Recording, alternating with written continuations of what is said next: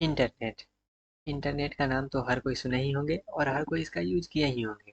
तो जब हम लोग इसका यूज करते हैं, हमारे लिए ये जानना भी ज़रूरी है कि आखिर इंटरनेट होता क्या है और ये काम कैसे करता है। ओके गाइस, तो आई थिंक अब तक अब आपको मालूम चल गया होगा आज का टॉपिक क्या है। तो आज का टॉपिक है हमारे पास इंटरनेट। इंटरनेट क्या होता है वो जानेंगे और ये काम कैसे करता है वो जानेंगे। ओके गाइस, तो चलिए स्टार्ट करते हैं। तो इंटरनेट इंटरनेट क्या होता है उसके लिए हम यहाँ पे एक स्टैंडर्ड डेफिनेशन लाए हैं। उसके जरिए हम इसको समझने का कोशिश करेंगे आखिर इंटरनेट होता क्या है। इंटरनेट, तो इंटरनेट क्या होता है पहले सबसे पहले वो जानते हैं। तो सबसे पहले हम वो जानने के लिए एक स्टैंडर्ड डेफिनेशन यहाँ पे लाए हैं जो कि है the internet is a global network of interconnected computers and servers that communicate with each other using standardised protocol. तो मेरा इंटरनेट क्या है वो एक ग्लोबल नेटवर्क है। ठीक है, एक मेरा होता है लोकल, एक होता है ग्लोबल। तो ये मेरा क्या है, ग्लोबल नेटवर्क है जो कि इंटरकनेक्टेड रहता है कंप्यूटर से और सर्वर से। ठीक है, कंप्यूटर से और सर्वर से ये क्या रहता है, कनेक्टेड रहता है और कम्युनिकेट करता है। तो कम्युनिकेट करने के लिए एक तरीका होता है, एक वे होता है। तो एक वे यहाँ पे ये है कि हम इसको कम्युनिकेट करेंगे यूजिंग प्रोटोकॉल्स। तो प्रोटोकॉल्स के जरिए हम यहाँ पे इसको कम्युनिकेट करते हैं और प्रोटोकॉल्स में भी स्टैंडर्डाइज्ड प्रोटोकॉल। ठीक है, तो the internet is a global network of interconnected computers and servers that communicate with each other using standardized protocol. Okay guys, तो आई थिंक गाइस आपको इंटरनेट क्या होता है वो समझ में आ गया होगा। तो चलिए अब जाए जानते हैं इंटरनेट आखिर काम कैसे करता है। तो ये काम कैसे करता है वो यहाँ पे हम स्टेप बाय स्टेप समझेंगे। तो हाउ द इंटरनेट वर्क, तो इंटरनेट कैसे काम करता है उसके लिए यहाँ पे कुछ कुछ स्टेप्स हैं वो समझते हैं। तो सबसे पहले इंटरनेट काम करने के लिए आपके पास एक डिवाइस होना चाहिए, जैसे कि मोबाइल फोन्स, लैपटॉप या फिर पीसी। तो आपके पास एक डिवाइस होना चाहिए जिसमें इंटरनेट काम करे। तो आपका एक डिवाइस है, वो डिवाइस किससे कनेक्ट रहता है। आप जब इंटरनेट पैक डलवाते होंगे तो किस में डलवाते हैं, अपना सिम में डलवाते होंगे। तो अपना सिम में जब डलवाते हैं और वो सिम कहाँ रहता है, आपके डिवाइस में रहता है। तो वो मेरा क्या है, मेरा डिवाइस किससे कनेक्ट है, मेरा डिवाइस किससे कनेक्ट है, उस सिम से। तो वो सिम जिस कंपनी का है उसको बोलते हैं आईएसपी। ठीक है, ISP internet service provider. ISP का फुल फॉर्म है इंटरनेट सर्विस प्रोवाइडर। तो आपका जो डिवाइस में सिम लगा हुआ है उस सिम को हम बोलेंगे आईएसपी। तो आपका डिवाइस जो कनेक्टेड है वो आईएसपी से कनेक्टेड है। ओके, पहला स्टेप क्लियर। तो device connected to internet service provider, आपका जो भी डिवाइस है वो किससे कनेक्ट है, आईएसपी से कनेक्ट है। आईएसपी कहने का मतलब वही जो सिम है आपका जिसमें इंटरनेट पैक डलवाए हैं वो वाला। ओके, तो वो आईएसपी से कनेक्टेड है। पहला मेरा क्या हुआ, डिवाइस आईएसपी से कनेक्ट हो गया। आईएसपी से जब कनेक्ट हो गया तो आईएसपी वो तो डायरेक्टली इंटरनेट पे काम करता नहीं है। ठीक है, वो भी आगे आप क्या जानते हैं वो जानते हैं। तो मेरा आईएसपी जो होता है, जो आईएसपी होता है वो किससे कनेक्ट रहता है, वो मेरा एनएसपी से कनेक्ट रहता है। एनएसपी कहने का मतलब नेटवर्क सर्विस प्रोवाइडर। एक तो हो गया इंटरनेट सर्विस प्रोवाइडर, अब एक है नेटवर्क सर्विस प्रोवाइडर। तो जो मेरा आईएसपी जो होता है, जो भी आप सिम लगाए हैं उस सिम का जो भी कंपनी होगा वो किससे कनेक्ट होगा, वो मेरा कनेक्ट होगा नेटवर्क सर्विस प्रोवाइडर से। ठीक है, दो स्टेप क्लियर हुआ। पहला मेरा डिवाइस किससे कनेक्ट था, मेरा डिवाइस कनेक्ट था आईएसपी से। दूसरा आईएसपी से किससे कनेक्ट है, एनएसपी से, नेटवर्क सर्विस प्रोवाइडर से। उसके बाद अब नेटवर्क सर्विस प्रोवाइडर जो है वो तो हम इसको बोल रहे हैं क्या, नेटवर्क इंटरनेट मेरा क्या है, ग्लोबली है। तो ग्लोबली है तो ये तो पूरा ग्लोबल में होगा। जब पूरा ग्लोबल में होगा तो एक जगह से दूसरे जगह जाने के लिए वायरलेसली तो जाएगा नहीं, वायर के जरिए जाएगा। तो अब वायर के जरिए जाएगा तो उसको भी आपस में कनेक्ट करना पड़ेगा। जो एनएसपी मेरा है, जो मेरा एनएसपी है, तो एनएसपी भी आपस में कनेक्ट रहेगा, पूरा ग्लोबली कनेक्ट रहेगा।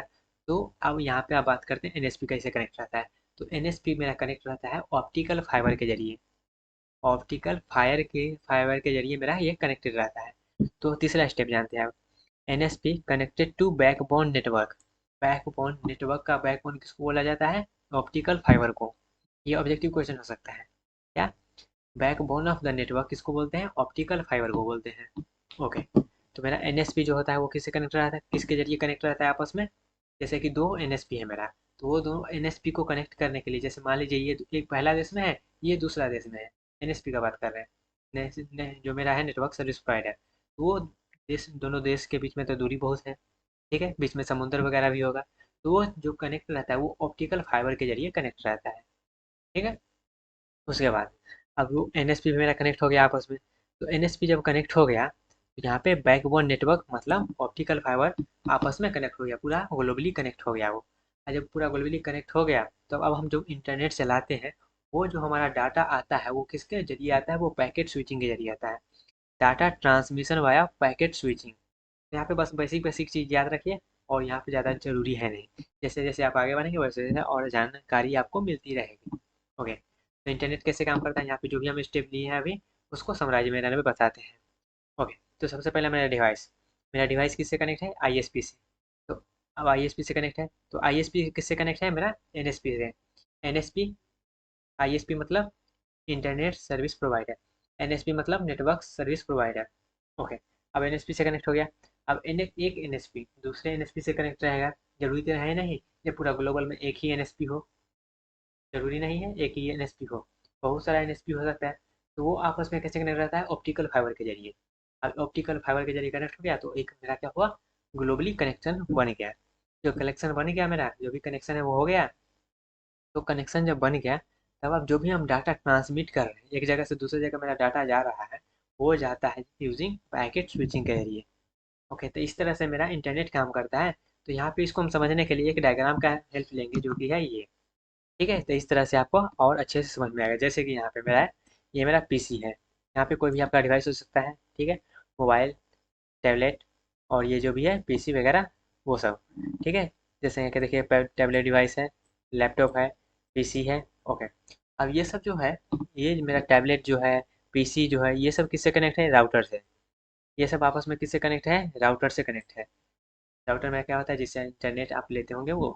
ठीक है, ऐसे समझ लीजिए क्या है, एक डिवाइस है जिससे सब मेरा मशीन जो भी है डिवाइस वो कनेक्ट है। ओके, तो ये राउटर से कनेक्ट है आपस में। देखिएगा यहाँ पैरों का डायग्राम भी आप देख सकते हैं, सब मेरा राउटर के जरिए कनेक्ट है, सब राउटर के जरिए कनेक्ट है। अब राउटर, अब ऐसा तो है नहीं एक ही राउटर से कनेक्ट होगा, बहुत सारा राउटर होगा। तो बहुत सारा राउटर को कनेक्ट करने के लिए एक होता है मेरा मॉडेम। ठीक है, बहुत सारा राउटर को आपस में कनेक्ट करने के लिए मेरा होता है एक मॉडेम। मॉडेम के जरिए बहुत सारा राउटर को हम कनेक्ट कर सकते हैं। ओके, अब ये मॉडेम जो है ये किससे कनेक्ट रहता है, जैसे मेरा आप डिवाइस क्या बोले थे, अगर यहाँ पे मोबाइल फोन का एग्जाम्पल रहता है तो वहाँ पे राउटर नहीं होता, मॉडेम नहीं होता, वो डायरेक्ट NSP से कनेक्ट रहता है, ISP से। ओके, लेकिन यहाँ पे मेरा क्या है, लैपटॉप में तो सिम लगाते नहीं होंगे, पीसी में तो सिम लगता नहीं होगा। ठीक है, तो वहाँ पे क्या मेरा होता है, जो भी मेरा है, जैसे कि राउटर से कनेक्ट हो गया, राउटर से कनेक्ट होने के बाद वो मॉडेम से कनेक्ट हो गया। ठीक है, ऐसे समझ लीजिए बहुत सारा राउटर को आपस में कनेक्ट कर देता है, उसको मॉडेम बोलते हैं। ठीक है, अब मॉडेम जो मेरा होता है वो होता है मेरा ISP से कनेक्टेड, इंटरनेट सर्विस प्रोवाइडर, जैसे कि एयरटेल, ब्रॉडबैंड, ये सब आप समझ सकते हैं। ओके, अब ये ISP जो है वो किससे कनेक्ट रहता है, NSP से। ठीक है, NSP से कनेक्ट रहता है यूजिंग ऑप्टिकल फाइबर के जरिए, NSP से कनेक्ट रहता है। और NSP जो है वो भी आपस में ऑप्टिकल फाइबर के जरिए कनेक्ट रहता है।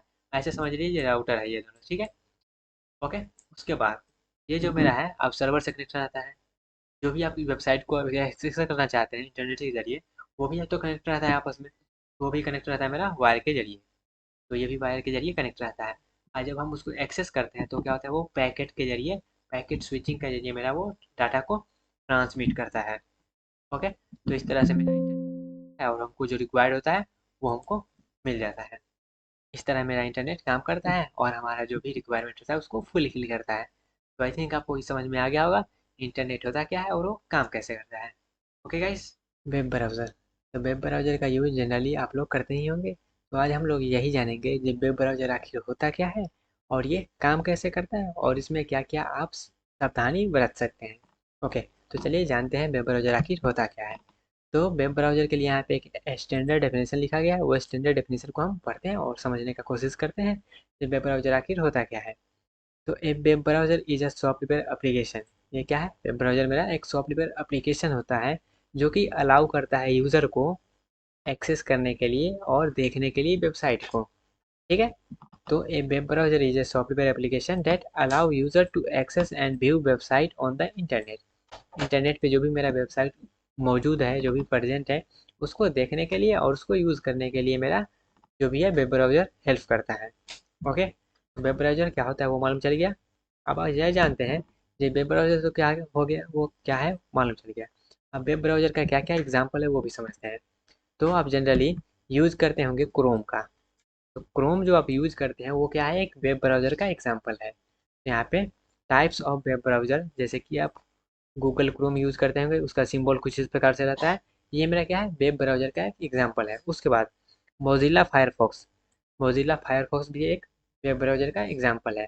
उसको आप जब देखेंगे तो कुछ इस प्रकार का दिखेगा, फायरफॉक्स कुछ इस प्रकार का उसका सिंबल रहेगा।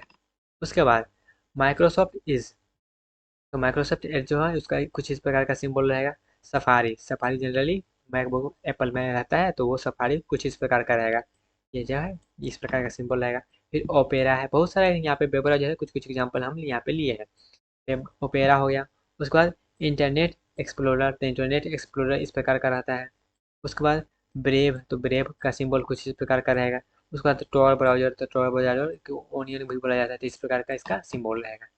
तो कुछ कुछ यहाँ पे हम एग्जांपल लिए, जरूरी नहीं इतना ही है, ठीक है, बहुत सारा और भी वेब ब्राउज़र है, लेकिन यहाँ पे जो भी जिसको जो लोग जानते हैं वो यही है। टॉप जो है था, टॉप वेब ब्राउज़र मेरा ये सब रहा। तो मेरा ये समझ में आ गया, टाइप्स ऑफ वेब ब्राउज़र और उसका जो भी सिंबल वगैरह है वो भी हम यहाँ पे देख लिए हैं। ओके, और भी बहुत सारा वेब ब्राउज़र हो सकता है, लेकिन यहाँ पे हम कुछ कुछ एग्जांपल लिए हैं बस समझने के लिए। ओके, तो अब आगे बढ़ते हैं और ये जानते हैं ये वेब ब्राउज़र आखिर काम कैसे करता है।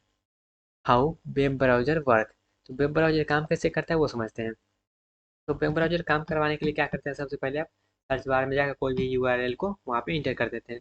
द यूजर इंटर यूआरएल और सर्चेस फॉर कंटेंट, जो भी वहाँ पे सर्च बार रहता है उसमें क्या करते हैं, कोई भी लिंक को पेस्ट कर देते हैं या फिर जो भी आपको सर्च करना है उसको आप वहाँ पे लिखते हैं। तो सबसे पहले वेब ब्राउज़र को काम करवाने के लिए क्या करते हैं, सबसे पहले यूजर इंटर यूआरएल और searches for content, searches for content मतलब जो भी आप वहाँ पे सर्च करना चाहते हैं उसको वहाँ पे लिख दिए हैं। ओके, पहला स्टेप हो गया, वहाँ पे लिख दिया। दूसरा, browser send request to DNS resolver, domain name server. अब वहाँ पे आप जो भी लिखे हैं, जैसे आप क्रोम वहाँ पे जाके जो भी वेब ब्राउजर है उसमें जाके आप लिखे हैं क्या, google.com, ठीक है, वहाँ पे या फिर जाके वहाँ पे सिर्फ गूगल लिखे हैं, तो वो वेब ब्राउजर वहाँ पे तो सिर्फ गूगल लिखे हैं, तो वहाँ पे नाम से वहाँ पे नहीं, वहाँ पे डोमेन नेम सर्वर से वहाँ पे उसको खोजा जाता है। ठीक है, तो अब वेब ब्राउज़र का काम क्या है, वेब ब्राउज़र एक रिक्वेस्ट सेंड करेगा किसके लिए, डोमेन नेम सर्वर के लिए। ठीक है, डोमेन नेम सर्वर रिजॉल्वर के पास एक रिक्वेस्ट सेंड करेगा और डोमेन नेम सर्वर जो रिजॉल्वर है वो हमको रिटर्न करके देगा आईपी एड्रेस। जो भी वहाँ पे आप सर्च कर रहे हैं, जो भी वेबसाइट वहाँ पे आप सर्च कर रहे हैं उसका आईपी एड्रेस हमको रिटर्न करके देगा। कौन करके देगा, डोमेन नेम सर्वर। सबसे पहले हम वहाँ पे सर्च बार में जाके कोई भी चीज़ इंटर किए। अब इंटर किए हैं तो वो क्या होगा, डोमेन नेम सर्वर के पास जाएगा और उस चीज़ का आईपी एड्रेस हमको रिटर्न होगा। उस चीज़ का आईपी एड्रेस उसको रिटर्न करके देगा, किसको, वेब ब्राउज़र को रिटर्न करके देगा। उसके बाद अब वहाँ पे आईपी एड्रेस हमको मिल गया, ठीक है, हमको मतलब वेब ब्राउज़र को आईपी एड्रेस मिल गया। तो web browser established connection with web server. अब जब आईपी एड्रेस मिल गया, तो वो आईपी एड्रेस मिल गया, एक प्रकार का एड्रेस मिल गया, जो भी हम सर्च करना चाहते हैं उसके वेबसाइट का को एड्रेस मिल गया। और जब एड्रेस मिल गया तब आप क्या करेगा, वेब ब्राउज़र हमारे बीच और वो जो वेब सर्वर था जिसको हम सर्च कर रहे हैं तो उसके बीच कनेक्शन को एस्टेब्लिश करेगा। ठीक है, चौथा स्टेप क्या है, web browser established connection with web server, जो भी वेबसाइट का सर्वर जहाँ पर भी हम खोजना चाहते थे उसके सर्वर के साथ इस्टेब्लिश करेगा कनेक्शन को। उसके बाद कनेक्शन इस्टेब्लिश हो जाने के बाद वेब सर्वर्स जो है, जहाँ पर भी उस वेबसाइट का जो भी सर्वर है वो हमको HTML CSS और जावास्क्रिप्ट जो भी उसमें वेबसाइट में बना हुआ है, जैसे कि HTML CSS और जावा जनरली हम वेबसाइट बनाने के लिए यूज़ करते हैं, तो उसका जो भी कंटेंट होगा वो क्या करेगा, पैकेट के रूप में वहाँ पे हमको सेंड करेगा। हमको मतलब उस जो भी है वेब ब्राउज़र के पास उसको सेंड करेगा। ओके, तो web server send HTML CSS and JavaScript file. उसके बाद ब्राउज़र रीसेंडर वेब पेज, अब उसके बाद क्या करेगा, वेब पेज को वहाँ पे सेंड करेगा। उसके बाद user interact with web page. तो इस तरह से हमारा वेबसाइट, जो भी हम वेबसाइट ओपन करते होंगे, ब्राउज़र मेरा इस प्रकार से काम करता है। तो ब्राउज़र कैसे काम करता है वहाँ पे हम एक बार समरी बताते हैं। सबसे पहले हम यूआरएल इंटर करते हैं, सर्च बार में जाके यूआरएल इंटर करते हैं या फिर जो भी हमको सर्च करना है उसका कंटेंट वहाँ पे इंटर करते हैं। इंटर करने के बाद ब्राउज़र क्या करता है, एक रिक्वेस्ट सेंड करता है, किसको, डीएनएस डोमेन नेम सर्वर को एक क्या करता है, रिक्वेस्ट सेंड करता है, और वो डोमेन नेम सर्वर क्या करता है, हमको आईपी एड्रेस रिटर्न करके देता है, हमको मतलब वेब ब्राउज़र को। अब ब्राउज़र को जब आईपी एड्रेस रिटर्न करके दे दिया तो उसके पास अब एड्रेस है, तो एड्रेस तो क्या करेगा, उसके वेब सर्वर से क्या करेगा, कनेक्शन इस्टेब्लिश करेगा। और कनेक्शन इस्टेब्लिश करने के बाद जो भी वेब सर्वर होगा उस वेब ब्राउज़र को HTML CSS और जावास्क्रिप्ट का फाइल सेंड करेगा। फाइल सेंड करने के बाद क्या होगा, वेब पेज मेरा रेडी हो जाएगा। वेब पेज रेडी हो जाएगा, उसके बाद हम एज ए यूज़र उस वेब पेज से इंटरेक्ट करेंगे। तो इस तरह से वेब ब्राउज़र मेरा काम करता है। ओके, तो आई थिंक आपको वेब ब्राउज़र कैसे काम करता है वो मालूम चल गया होगा। अब थोड़ा सा और आगे जानते हैं। अब वेब ब्राउज़र में जो भी सिक्योरिटी वगैरह होता है उसके बारे में जानते हैं। तो यहाँ पे इंक्रिप्शन जैसे कि HTTPS, अब यहाँ पे एस मेरा क्या होता है, सिक्योरिटी, यहाँ पे इसको एक्सटेंड होता है, ठीक है। तो इंक्रिप्शन इसमें HTTPS रहता है। उसके बाद secure socket layer, SSL, transport layer security, TLS, password management, fishing protection, malware protection, firewall, regular update and patches. तो इस प्रकार से हम वेब ब्राउज़र को सिक्योर कर सकते हैं, ठीक है। तो यहाँ पे जो भी है आप यहाँ पे बस बेसिक पे जानकारी रखिए। इस प्रकार से हम मेरा जो भी है सिक्योरिटी रहता है, और इसको और डिटेल में आप आने वाली वीडियोस में पढ़ेंगे। ओके गाइस, तो सिक्योरिटी के बारे में चल गया। उसके बाद आगे आगे बढ़ते हैं, और वेब ब्राउज़र को हम कैसे और ऑप्टिमाइजेशन उसका कर सकते हैं, उसको और कैसे बेहतर बना सकते हैं वो जानते हैं। तो जो भी हम डाटा उसमें जो भी हम इंटर करते हैं, जो भी सर्च करते हैं, उसको वेब ब्राउज़र को जो भी डाटा रहता है उसको हम क्लियर कर देंगे। ये प्रैक्टिस में आपको लाना होगा, या जो भी हम सर्च करते हैं उसको आपको क्लियर करके रखिएगा। डिसेबल अननेसेसरी एक्सटेंशन, जो भी फालतू का एक्सटेंशन आप वेब ब्राउज़र में इंस्टॉल करके रखते हैं उसको डिसेबल कर देंगे। इनेबल है उसको डिसेबल कर देना है, ठीक है। उसके बाद जो भी मेरा वेब ब्राउज़र है उसको रेगुलरली अपडेट करते रहना है, ठीक है। अपडेट करते रहना है ताकि जो भी उसमें बग वगैरह हो वो अपडेट के जरिए हट जाए। उसके बाद एड ब्लॉकर का यूज आप कर सकते हैं। तो एड ब्लॉकर का जब यूज करिएगा तो जो भी एड वगैरह आता है उसको रोक दे देगा। उसके बाद enable private browsing, enable private browsing मतलब जो भी आप ब्राउज करते हैं, जो भी आप सर्च करते हैं उसको आप प्राइवेटली करें। उसके बाद use browser catch, browser catch क्या होता है, अब कैच एक मेरा मेमोरी का पार्ट होता है, वो सब अब आगे की बात है। ऐसे समझिए जो भी हम सर्च करते हैं वो क्या होता है, तुरंत जो भी आप जैसे कि कुछ सर्च करके पहले से रखे हुए हैं वो क्या होता है, तुरंत सर्च, जब उसको दोबारा सर्च करिएगा तो वो तुरंत सर्च हो जाएगा। लेकिन वहीं पे आप जब नया चीज़ फिर से सर्च करिएगा तो थोड़ा सा वो टाइम लेता है। तो क्या होता है, यूज ब्राउज़र कैची का यूज करके वो जल्दी सर्च कर लेता है। उसके बाद ऑप्टिमाइज ब्राउज़र सेटिंग, जो भी ब्राउज़र का सेटिंग होगा उसको ऑप्टिमाइज करिएगा। तो इस तरह से हम वेब ब्राउज़र को और भी ऑप्टिमाइजेशन कर सकते हैं और भी बेहतर बना सकते हैं। ओके, ये सब हो गया। उसके बाद और जानते हैं जो पॉपुलर वेब ब्राउज़र का जो भी एक्सटेंशन होता है वो क्या क्या होता है। तो पॉपुलर वेब ब्राउज़र एक्सटेंशन जो होता है वो ad blocker, Q blocker, origin, last pass, Google translate, grammar pocket, इन्फोनॉक्स। तो इस प्रकार से मेरा क्या होता है, पॉपुलर एक्सटेंशन होता है वेब ब्राउज़र का। ओके गाइस, यहाँ पे हम क्या क्या डिस्कस किए हैं वेब ब्राउज़र के बारे में। तो सबसे पहले हम ये जाने ये वेब ब्राउज़र होता क्या है, और वेब ब्राउज़र को जो भी टाइप वगैरह है उसके बारे में हम जाने हैं। ओके, उसके बाद वेब ब्राउज़र कैसे काम करता है वो जाने। उसके बाद वेब ब्राउज़र में जो भी सिक्योरिटी वगैरह होता है उसके बारे में जाने। उसके बाद वेब ब्राउज़र को कैसे हम और ऑप्टिमाइजेशन कर सकते हैं, और कैसे बेहतर बना सकते हैं वो जाने। उसके बाद वेब ब्राउज़र में जो भी पॉपुलर एक्सटेंशन होता है उसके बारे में हम जाने। तो आई थिंक इतना जो हमें हम वेब ब्राउज़र के बारे में जाने हैं आपको अच्छे से समझ में आ गया होगा। लेकिन फिर भी इसके रिलेटेड कोई भी आपको डाउट है तो आप कमेंट बॉक्स में पूछ सकते हैं। ओके गाइस, हे गाइस, अगर मैं आपको बोलूँ कोई भी एक वेबसाइट ओपन करने के लिए तो आप क्या करिएगा, सिंपली आप कोई एक ब्राउज़र लीजिएगा, उसको ओपन करिएगा। उसको ओपन करने के बाद जो भी हम वेबसाइट का आपको नाम बोलेंगे वो उस पे एंटर करके आप सर्च कर दीजिएगा। तो वेबसाइट क्या होगा, ओपन होके आ जाएगा। तो जब इतना आसानी से वेबसाइट ओपन आप कर ले रहे हैं तो आपके लिए ये जानना भी ज़रूरी है कि जब आप वेबसाइट इंटर करते हैं, जो भी वेबसाइट ओपन करना चाहते हैं उसको सर्च करते हैं, तो इंटरनली क्या काम चलता है जिससे वो वेबसाइट मेरा डिस्प्ले पे ओपन होता है। ओके, तो इसी के बारे में आज हम बात करेंगे। एक्सेस ऑफ वेबसाइट, कोई भी वेबसाइट को आप जब एक्सेस करते हैं तो इंटरनली हमारे पास सिस्टम में क्या काम चलता है जिससे हमारा वेबसाइट ओपन होके आता है। ओके गाइस, तो एक्सेस ऑफ वेबसाइट का भी हम बात करने वाले हैं। तो चलिए स्टार्ट करते हैं और जानते हैं कैसे हमारा वेबसाइट ओपन होता है। तो यहाँ पे हम स्टेप बाय स्टेप बात करेंगे। तो सब स्टेप बाय स्टेप यहाँ पे हम accessing a website involves several steps, वो स्टेप्स क्या है, वो स्टेप्स ये सब है। वन बाय वन हम सब ये स्टेप को देखेंगे और समझेंगे। तो पहला स्टेप क्या है, पहला स्टेप है मेरे पास इंटरिंग द यूआरएल। यूआरएल जो भी आप लिंक इंटर करते हैं, जो भी आप कॉपी करके वहाँ पे पेस्ट करते हैं वो चीज़ आप समझ सकें। या फिर आप ऐसे समझिए जो सर्च बार रहता है, सर्च बार पे आप कोई नाम इंटर कर रहे हैं वेबसाइट का। ओके, इसमें क्या है, इस स्टेप के सब स्टेप में क्या है, ओपन द वेब ब्राउज़र, कोई भी वेब ब्राउज़र आप ओपन कर सकते हैं, जैसे कि गूगल क्रोम हो गया, मोजिला फायरफॉक्स हो गया, और भी इससे पहले हम वेब ब्राउज़र का देखे थे। कोई भी वेब ब्राउज़र को आप ओपन कर लीजिएगा। वेब ब्राउज़र को ओपन करने के बाद उसमें आप सिंपली यूआरएल पेस्ट करना है। यूआरएल के जगह पर आप यहाँ पे नाम भी दे सकते हैं, वेबसाइट का नाम भी आप यहाँ पे पेस्ट कर सकते हैं। Type the website URL. URL का फुल फॉर्म क्या होता है? यूआरएल यूआरएल तो बोल रहे हैं, लेकिन यूआरएल का फुल फॉर्म क्या होता है? यूआरएल का फुल फॉर्म होता है uniform resource locator. Uniform resource locator, okay. वहाँ पे आप यूआरएल पेस्ट करिएगा, ठीक है। जो भी एड्रेस बार होता है, वहाँ पे सर्च बार होता है, उसमें आप पेस्ट कर दीजिएगा, या फिर आप ऐसे यूआरएल के जगह पर आप सिंपली समझ सकते हैं वेबसाइट का नाम, ओके।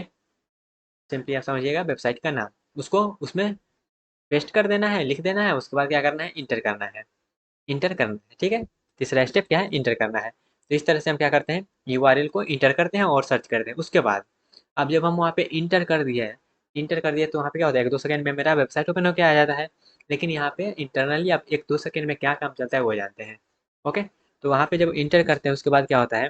डायरेक्टली जब आप क्या करते हैं, जैसे मान लेते हैं google.com लिखे हैं, तो डायरेक्टली वहाँ पे क्या होता है कि आईपी एड्रेस के जरिए वहाँ पे लोकेट होता है। तो स्टेप 2 में क्या होता है? स्टेप 2 में मेरा होता है डीएनएस रिजॉल्वर्स। क्या? DNS resolution. पहला स्टेप था मेरा, यूआरएल को हम इंटर कर दिए। दूसरा स्टेप क्या है? DNS resolution. इसमें क्या होता है? The web browser send the URL to a DNS. DNS का फुल फॉर्म होता है डोमेन नेम सिस्टम, ठीक है, domain name system.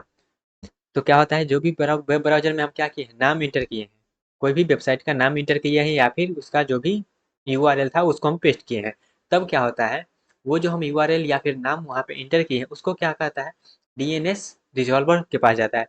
The web browser send, जिस भी वेब ब्राउजर में हम इंटर किए हैं वो वेब ब्राउजर क्या करता है? डीएनएस के पास उसको भेजता है, डीएनएस के पास उसको भेजता है। The web browser send the URL to DNS, domain name system, ठीक है, रिजॉल्वर उसके पास भेजता है। उसके पास भेज दिया, अब वो क्या करेगा वो जानते हैं। The DNS resolver translate the domain name into IP address. अब यहाँ पे एक समझने वाली बात ये है, ये जो लाइन लिखा है इसका मतलब क्या हुआ? इसका मतलब ये है, जैसे मान लेते हैं हम अपना google.com ओपन करना चाहते हैं, ठीक है। एक एग्जांपल लेते हैं, google.com ओपन करना चाहते हैं, गूगल का वेबसाइट ओपन करना चाहते हैं, तो क्या होगा? सिंपली आप जाके उस पर google.com लिख दीजिएगा। जब google.com लिख दिए, उसको इंटर कर दिए, तो क्या होगा? अब जिस भी वेब ब्राउजर पे आप लिखे हैं, वो वेब ब्राउजर क्या करेगा? वो जो आप यूआरएल लिखे हैं, नाम लिखे, उसको भेजेगा किसके पास? डीएनएस के पास। डीएनएस के पास भेज दिए। अब डीएनएस क्या करेगा? डीएनएस क्या करेगा? उसका आईपी एड्रेस रिटर्न करेगा, उसका आईपी एड्रेस रिटर्न करेगा किसको? ब्राउजर को, ठीक है। तो वही ये लाइन लिखा गया है, the DNS resolver translate the domain name. आप जो google.com लिखते हैं उसको बोलते हैं डोमेन नेम। आप जो google.com या फिर जो भी वेबसाइट का नाम लिखते हैं उसको बोलते हैं डोमेन नेम। उस डोमेन नेम से क्या करता है? आईपी एड्रेस में कन्वर्ट करता है, ट्रांसलेट करता है, और उसको रिटर्न करता है किसके पास? वेब ब्राउजर के पास। अब वेब ब्राउजर के पास उसके आईपी एड्रेस है, किसका? कोई भी वेबसाइट का, कोई भी सर्वर का आईपी एड्रेस है, तो उसके जरिए आप ओपन करेगा। अब अगला स्टेप में जानते हैं, स्टेबलाइजिंग अ कनेक्शन। अब क्या होगा? स्टेप 3 में दो स्टेप अभी तक देख लिए। पहला क्या था? यूआरएल को हमको पेस्ट करना था। दूसरा, यूआरएल की जगह दे दिए तो वो क्या करेगा? डीएनएस के पास भेजेगा। अब तीसरा स्टेप, अब उसके पास क्या हुआ? दूसरा स्टेप में उसके पास आईपी एड्रेस मिल गया। आईपी एड्रेस मिल गया, तब तीसरा स्टेप क्या है? एक कनेक्शन एस्टेब्लिश करेगा दोनों के बीच में। किसके बीच में? As a user, as a जो भी सर्वर था उसके रूप में। स्टेबलाइजिंग कनेक्शन, इसमें क्या था? The web browser establish a connection with the help of web server using IP address। जो भी IP एड्रेस उसको मिला है उसके जरिए और वेब सर्वर के जरिए दोनों के बीच में क्या करेगा? कनेक्शन एस्टेब्लिश करेगा। उसके बाद the connection is made using HTTP। HTTP क्या है? एक प्रोटोकॉल है, हाइपरटेक्स्ट ट्रांसफर प्रोटोकॉल, और HTTPS hypertext transfer protocol secure. ये दोनों क्या है? ये दोनों एक प्रोटोकॉल है, उसके जरिए यहाँ पे ये सब आपको पढ़ना होगा, आगे के पढ़ना है, लेकिन अभी बस बेसिक समझ लीजिए। ये दोनों एक प्रोटोकॉल होता है, उसके जरिए यहाँ पे कनेक्शन को एस्टेब्लिश करेगा। बस इतना ही समझ लीजिए।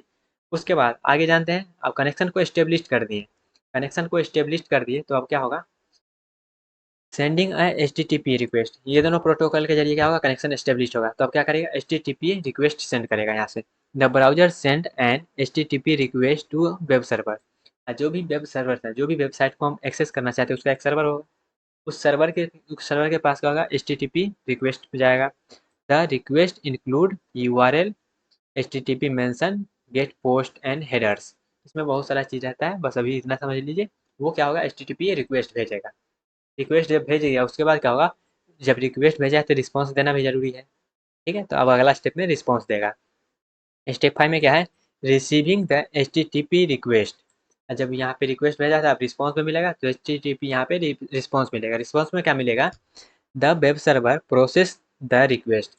वेब सर्वर जो था, जो भी हम सर्वर को ओपन करना चाहते हैं, वो क्या करेगा, प्रोसेस करेगा जो भी रिक्वेस्ट हम किए हैं उसके जरिए। उसके बाद the web server send an HTTP request back to the browser. अब ब्राउज़र के पास क्या करेगा, वो बैक भेजेगा HTTP रिस्पॉन्स। रिक्वेस्ट तो पहले चल गया था, अब रिस्पॉन्स भेजेगा। उसके बाद the response include the website context. अब वहाँ पे रिस्पॉन्स में क्या जाएगा, रिस्पॉन्स में उसके पास वेबसाइट का कॉन्टेक्स्ट जाएगा। कॉन्टेक्स्ट इन द सेंस जो इससे वेबसाइट बना हुआ है, जैसे कि HTML, CSS, जावास्क्रिप्ट, इमेज वगैरह वगैरह, जिससे भी वेबसाइट बना हुआ है, रिस्पॉन्स में वो सब चीज़ उसके पास जाएगा। किसके पास, ब्राउजर के पास। किसके पास, ब्राउजर के पास जाएगा। ठीक है, उसके बाद अगला स्टेप क्या था, रेंडरिंग द वेबसाइट। अब क्या होगा, वेबसाइट मेरा ओपन होगा। The browser received HTTP response. जो भी वहाँ से भेजा वो उसको क्या किया, रिसीव कर लिया। रिसीव करने के बाद द ब्राउजर री सेंडर वेबसाइट कॉन्टेक्स्ट। अब वहाँ पे क्या करेगा, रिसेंड करके वहाँ पे सब कुछ ओपन कर देगा। The website is displayed in the browser window. इस तरह से हमारा क्या होता है, कोई भी वेबसाइट ओपन होता है। ठीक है, तो यहाँ पे जितना भी अभी तक का स्टेप दिखे हैं उसको एक बार में समराइज करते हैं। पहला स्टेप में क्या करते हैं, पहला स्टेप में हम URL इंटर कर देते हैं। URL इंटर करने के बाद वहाँ पे क्या होता है, URL को ब्राउजर है वो DNS के पास भेजता है। DNS in the sense domain name server, उसके पास भेजता है। वो क्या करता है, DNS मेरे पास वेबसाइट के पास, ब्राउजर के पास क्या करता है, IP एड्रेस भेजता है। IP एड्रेस के जरिए वहाँ पे क्या होता है, HTTP जो भी प्रोटोकॉल है उसके जरिए वहाँ पे कनेक्शन एस्टेब्लिश करता है। कनेक्शन एस्टेब्लिश कैसे करता है, HTTP जो भी प्रोटोकॉल है उसके जरिए रिक्वेस्ट भेजता है। रिक्वेस्ट भेजने के बाद वहाँ से क्या होता है, रिस्पॉन्स आता है। रिस्पॉन्स में क्या होता है, जो भी जिससे भी वेबसाइट बना होता है वो वहाँ पे रिस्पॉन्स में सेंड करता है। उसके बाद जो भी ब्राउज़र होता है उसको एक जगह करके डिस्प्ले करवा देता है। तो इस तरह से मेरा वेबसाइट ओपन करता है। तो आप जो सिंपली वहाँ पे लिख देते हैं और जब वेबसाइट ओपन हो जाता है, उससे पीछे इतना सारा कहानी होता है। ठीक है, तो आई थिंक आपको मालूम चल गया होगा कोई भी वेबसाइट कैसे ओपन होता है। उसके बाद यहाँ पे और भी बात कर लेते हैं, जैसे कि कोई भी वेबसाइट को ओपन करने के लिए कितना मेथड होता है। जनरली आप क्या करते हैं, कोई भी URL के जरिए इंटर कर सकते हैं। URL पर इंटर करते हैं तो डायरेक्ट वेबसाइट मेरा क्या होता है, ओपन हो जाता है। उसके बाद ये तो पहला हो गया। दूसरा मेथड क्या है, कोई भी चीज़ को आप बुक मार्क करके रखते हैं। जो भी चीज़, जो भी वेबसाइट को आप बार बार ओपन करते हैं उसको बुक मार्क करके रखते हैं, उसके जरिए भी आप वेबसाइट को ओपन कर सकते हैं। जनरली बुक मार्क में जाकर इंटर करना होता है, वहाँ पे वो हो जाता है। उसके बाद सर्च इंजन रिजल्ट के जरिए भी आप वेबसाइट को ओपन कर सकते हैं। उसके बाद हाइपरलिंक फ्रॉम अनदर वेबसाइट। कोई भी वेबसाइट पे आप रहते हैं, वहाँ पे एक हाइपरलिंक दिया रहता है, उस पर भी क्लिक करते हैं तो क्या होता है, आप कोई भी वेबसाइट को ओपन कर लेते हैं। उसके बाद सोशल मीडिया लिंक पे भी क्या होता है, वेबसाइट का दिया रहता है। उसके बाद ईमेल लिंक, मोबाइल ऐप के जरिए, मोबाइल जब एप्लीकेशन देखते हैं उसमें क्या होता है, कोई भी कहीं पर भी आपको वेबसाइट का लिंक मिलता है, उसके जरिए भी आप उसको ओपन कर सकते हैं। तो इस तरह से हम क्या कर सकते हैं, वेबसाइट को ओपन कर सकते हैं। उसके बाद कुछ कुछ टूल होता है, जैसे कि वेब ब्राउज़र का हम ऑलरेडी देख चुके हैं। क्रोम होता है, फायरफॉक्स होता है, और भी हम बहुत सारा चीज़ देखे थे। उसके बाद सर्च इंजन जैसे कि गूगल हो गया, बिन हो गया। URL शॉर्टनर, यहाँ पे लिंक अनलेबल, वेबसाइट अग्रीगेशन। उसके बाद mobile app, browser extension, VPNs, virtual private network. तो ये सब क्या है, वेबसाइट को एक्सेस करने का टूल है। ओके, तो आई थिंक अभी तक हमने जितना किया है आपको समझ में आ गया होगा कि अब हमने ये जाना वेबसाइट कैसे ओपन होता है, उसका जो भी इंटरनल प्रोसेस होता है वो जाने, उसका मेथड क्या है, कितने तरीका से हम वेबसाइट को ओपन कर सकते हैं, उसमें टूल क्या है। ठीक है, तो आई थिंक आपको क्लियर हो गया होगा, समझ में भी आया होगा जब ये क्या चल रहा था। ओके गाइस, तो ये था मेरा वेबसाइट कैसे ओपन होता है। हे गाइस, तो अभी हम लोग देखेंगे सर्फिंग द वेबसाइट का मतलब क्या होता है। ओके, तो चलिए स्टार्ट करते हैं। तो यहाँ पे क्या लिखा गया है वो पहले समझ लेते हैं। Surfing the web refers to browsing and exploring the internet using a web browser। Web browser के जरिए इंटरनेट को एक्सप्लोर करना, ब्राउज़र को एक्सप्लोर करना, इसी को बोलते हैं सर्फिंग वेब। ओके, तो एक पॉइंट और लिखा गया है इसके बारे में, वो क्या जानता है, surfing the web also known as browsing the web. Surfing the web मतलब क्या होता है, इसको एक और नाम से जाना जाता है, वो क्या होता है, वो होता है ब्राउजिंग द वेब। वेबसाइट को ब्राउज करना, सर्च करना, एक्सप्लोर करना, उसी को बोलते हैं सर्फिंग द वेब। ओके, उसके बाद is the activity of using a web browser to explore the internet and navigate between the website and web pages। Web pages और वेबसाइट के बीच में इधर उधर कोई भी बटन को यूज करके देखना, एक तरह से बोल सकते हैं एक्सप्लोर करना, उसको कौन बटन का क्या काम है उसको जानना, तो उसी को बोलते हैं क्या, surfing the web. I think आपको समझ में आ गया होगा सर्फिंग द वेब का मतलब क्या है। तो यहाँ पे एक बार और इसको बता देते हैं इसका क्या मतलब है। सर्फिंग द वेब का मतलब सिंपली सा ये है, ब्राउजर को एक्सप्लोर करना, इंटरनेट को एक्सप्लोर करना, जो भी वेबसाइट है उसको एक्सप्लोर करना।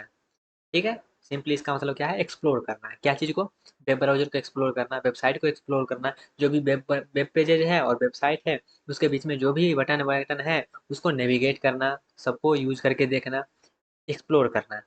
सर्फिंग द वेब का मतलब यही है। ओके, अब यहाँ पे कुछ कुछ और चीज़ें हैं जैसे कि basic step. Surfing the web में कोई बेसिक स्टेप है वो क्या है, ओपन। यहाँ पे बेसिक स्टेप करने का मतलब ये है सर्फिंग द वेब को हम कैसे परफॉर्म करेंगे उसका बेसिक स्टेप है ये। ओके, तो चलिए जानते हैं इसका बेसिक स्टेप क्या है। जैसे कि तो यहाँ पे सिंपली यही समझ लीजिए, जैसे आप कोई वेबसाइट को ओपन करते हैं वही इसका बेसिक स्टेप है। तो ये क्या है, पहले सबसे पहले क्या करिएगा, जब आप कोई चीज़ को आपको एक्सप्लोर करना है, कोई चीज़ को आपको एक्सप्लोर करना है तो उसको पहले ओपन करना पड़ेगा।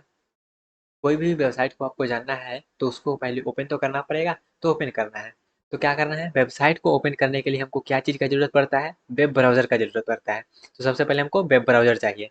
तो ओपन अ वेब ब्राउज़र, कोई भी वेब ब्राउज़र को आप ओपन कर लीजिए। वेब ब्राउज़र क्या होता है उसको हमने ऑलरेडी देख चुके हैं, ठीक है, जैसे कि गूगल क्रोम हो गया, मोजिला फायरफॉक्स हो गया, और भी बहुत सारा है वेब ब्राउज़र। ओके, तो सबसे पहले आपको वेब ब्राउज़र को ओपन करना है।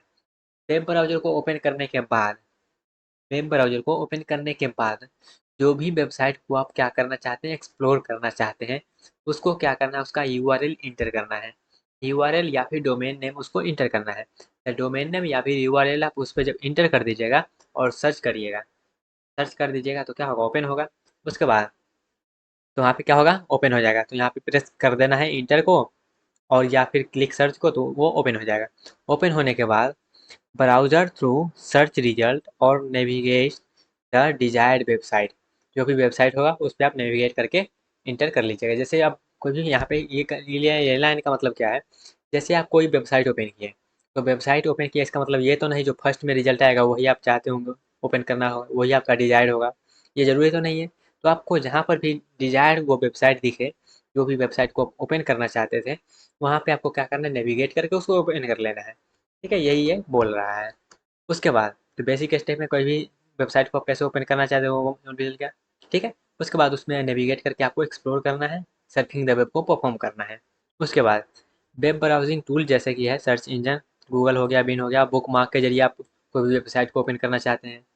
बुक मार्क क्या होता है वो भी हम जानेंगे, लेकिन ऐसे समझ लिए बुक मार्क मतलब जो भी चीज़ आप बार बार ओपन करना चाहते हो, जो भी चीज़ आपको अच्छा लगता है उसको बुक मार्क करके उसको सेव करके रखा जाता है। उस पर जब इंटर करिएगा तो डायरेक्टली उसको ओपन कर लीजिएगा। ठीक है, नहीं सर्च करने का झंझट, नहीं उस पर खोजने का झंझट, डायरेक्टली ओपन कर लीजिएगा बुक मार्क के जरिए। उसके बाद आप ब्राउजर हिस्ट्री के जरिए भी आप वहाँ पे सर्च कर सकते हैं, search in the sense open कर सकते हैं। कोई भी चीज़ को आप जैसे कोई भी आप जैसे गूगल पे मान लीजिए कोई भी चीज़ सर्च किए तो वहाँ पे हिस्ट्री सेव रहता है, तो उसके ज़रिए आप डायरेक्टली उस पे ओपन कर सकते हैं। उसके बाद टैब या फिर विंडोज़ के ज़रिए कर सकते हैं, या फिर हाइपरलिंक के ज़रिए कर सकते हैं। अब हाइपरलिंक क्या होता है, जैसे कोई भी आप हाइपरलिंक ऐसे समझ लीजिए, हाइपरलिंक मतलब एक लिंक है, ठीक है। जैसे कोई भी ऐप पे रहता है, जैसे कोई आप पीडीएफ वगैरह ओपन करते होंगे तो उस पे नीचे में या फिर कहीं पर भी एक पूरा ब्लू ब्लू करके जो लिंक रहता है उसी को बोलते हैं हाइपरलिंक। उसके ज़रिए भी आप जब उस पे क्लिक करते हैं तो डायरेक्टली वेबसाइट पे पहुँच जाते हैं, तो उसके ज़रिए भी आप उसको ओपन कर सकते हैं। ओके, अब यहाँ पे कुछ वेब ब्राउज़िंग टिप्स हैं, उसको भी आप ध्यान में रखिएगा। जैसे कि यूज़ रेपुटेबल सर्च इंजन, जो भी आप यहाँ पे रेपुटेड है उसको सर्च इंजन का आप यूज़ करिए, ठीक है। कोई आलतू-फालतू सर्च इंजन को यूज़ मत कर लीजिएगा, नहीं तो आपका जो भी सिस्टम है करप्ट हो सकता है। ओके, तो जो सही है, जो अच्छा है, जो रेपुटेड है वही सर्च इंजन को आप यूज़ करिएगा। उसके बाद वेरीफाई वेबसाइट क्रिएटिविटी, अब यहाँ पे जो वेबसाइट ओपन कर रहे हैं क्या वो वेबसाइट सही है या नहीं। कभी कभी क्या होता है कोई और वेबसाइट को आप ओपन कर लीजिएगा तो वहाँ का जो भी वायरस टायरस होगा सब आपके सिस्टम में आ जाएगा, वो इंस्टॉल हो जाएगा तो आपका सिस्टम खराब हो सकता है। इसलिए वेरीफाई कर लीजिएगा। जो भी वेबसाइट वगैरह आप ओपन कर रहे हैं वो सही है या सिक्योर है या नहीं। उसके बाद avoid fishing scam. Fishing in the समझ लीजिए हैकिंग, ठीक है, डाटा लीक। तो अवॉइड करिएगा फिशिंग स्कैम को। उसके बाद जब भी आप पासपोर्ट बनाएंगे तो एक स्ट्रॉन्ग पासपोर्ट बनाइएगा, ठीक है, कैरेक्टर वगैरह नंबर जो भी है ABCD, ठीक है, सब आप यूज करके स्पेशल कैरेक्टर का भी यूज करके पासपोर्ट बनाइएगा। उसके बाद keep browser software up to date. जो भी ब्राउज़र का सॉफ्टवेयर आप ओपन कर रहे हैं, जो भी यूज़ कर रहे हैं, जो भी ब्राउज़र आप ओपन कर रहे हैं या फिर यूज़ कर रहे हैं या फिर जिसको आप रखे हैं सिस्टम में, उसको आप अप टू डेट करते रहिएगा, ठीक है? ताकि नया-नया जो वर्ज़न आ रहा है, पुराना वर्ज़न में जो भी थोड़ा बहुत बग रहेगा, वो हट जाएगा, नया में उसको रिमूव कर दिया जाता है, तो आप अप टू डेट करके रख देंगे। ओके, तो ये कुछ-कुछ ब्राउज़र का टिप है, आप फॉलो कर सकते हैं ताकि आपका जो भी ब्राउज़र एक्सपीरियंस है, वो आपका सिक्योर रहे और सेफ रहे और अच्छा लगे। Okay guys. ओके गाइस, तो ये रहा सर्फिंग द वेब। तो इसके बारे में आई थिंक आपको सब कुछ मालूम चल गया होगा जो भी था, बेसिक स्टेप ये क्या होता है, ठीक है, कोई इसका टूल क्या था, इसको हम कैसे सिक्योर रख सकते हैं। ओके, तो आई होप आपको सब कुछ समझ में आ गया होगा गाइस। हे गाइस, तो अभी हम लोग जानने वाले हैं सर्च इंजन के बारे में। तो चलिए स्टार्ट करते हैं। सबसे पहले सर्च इंजन होता क्या है वो समझ लेते हैं। तो यहाँ पे क्या लिखा गया है, अ search engine is a software program. तो सर्च इंजन क्या होता है, एक सॉफ्टवेयर होता है। क्या सॉफ्टवेयर होता है। तो search engine is a software program that, अब इसमें क्या क्या फीचर है वो समझते हैं। Search engine is a software program that retrieves data from the internet, जो कि क्या करता है, डाटा को रिट्रीव करता है कहाँ से, इंटरनेट से। इंटरनेट जो भी सर्वर पे डाटा मौजूद है उसको क्या करता है, रिट्रीव करने का काम करता है सर्च इंजन। उसके बाद अगला क्या काम है इसका, ranks the end display relevant result. जो भी हमारा रिलीवेंट, जो भी हम सर्च कर रहे हैं सर्च इंजन पे, उससे रिलीवेंट जो भी हमारा डाटा रहेगा, जो भी चीज़ रहेगा उसको डिस्प्ले करवाएगा और रैंकिंग के जरिए करवाएगा।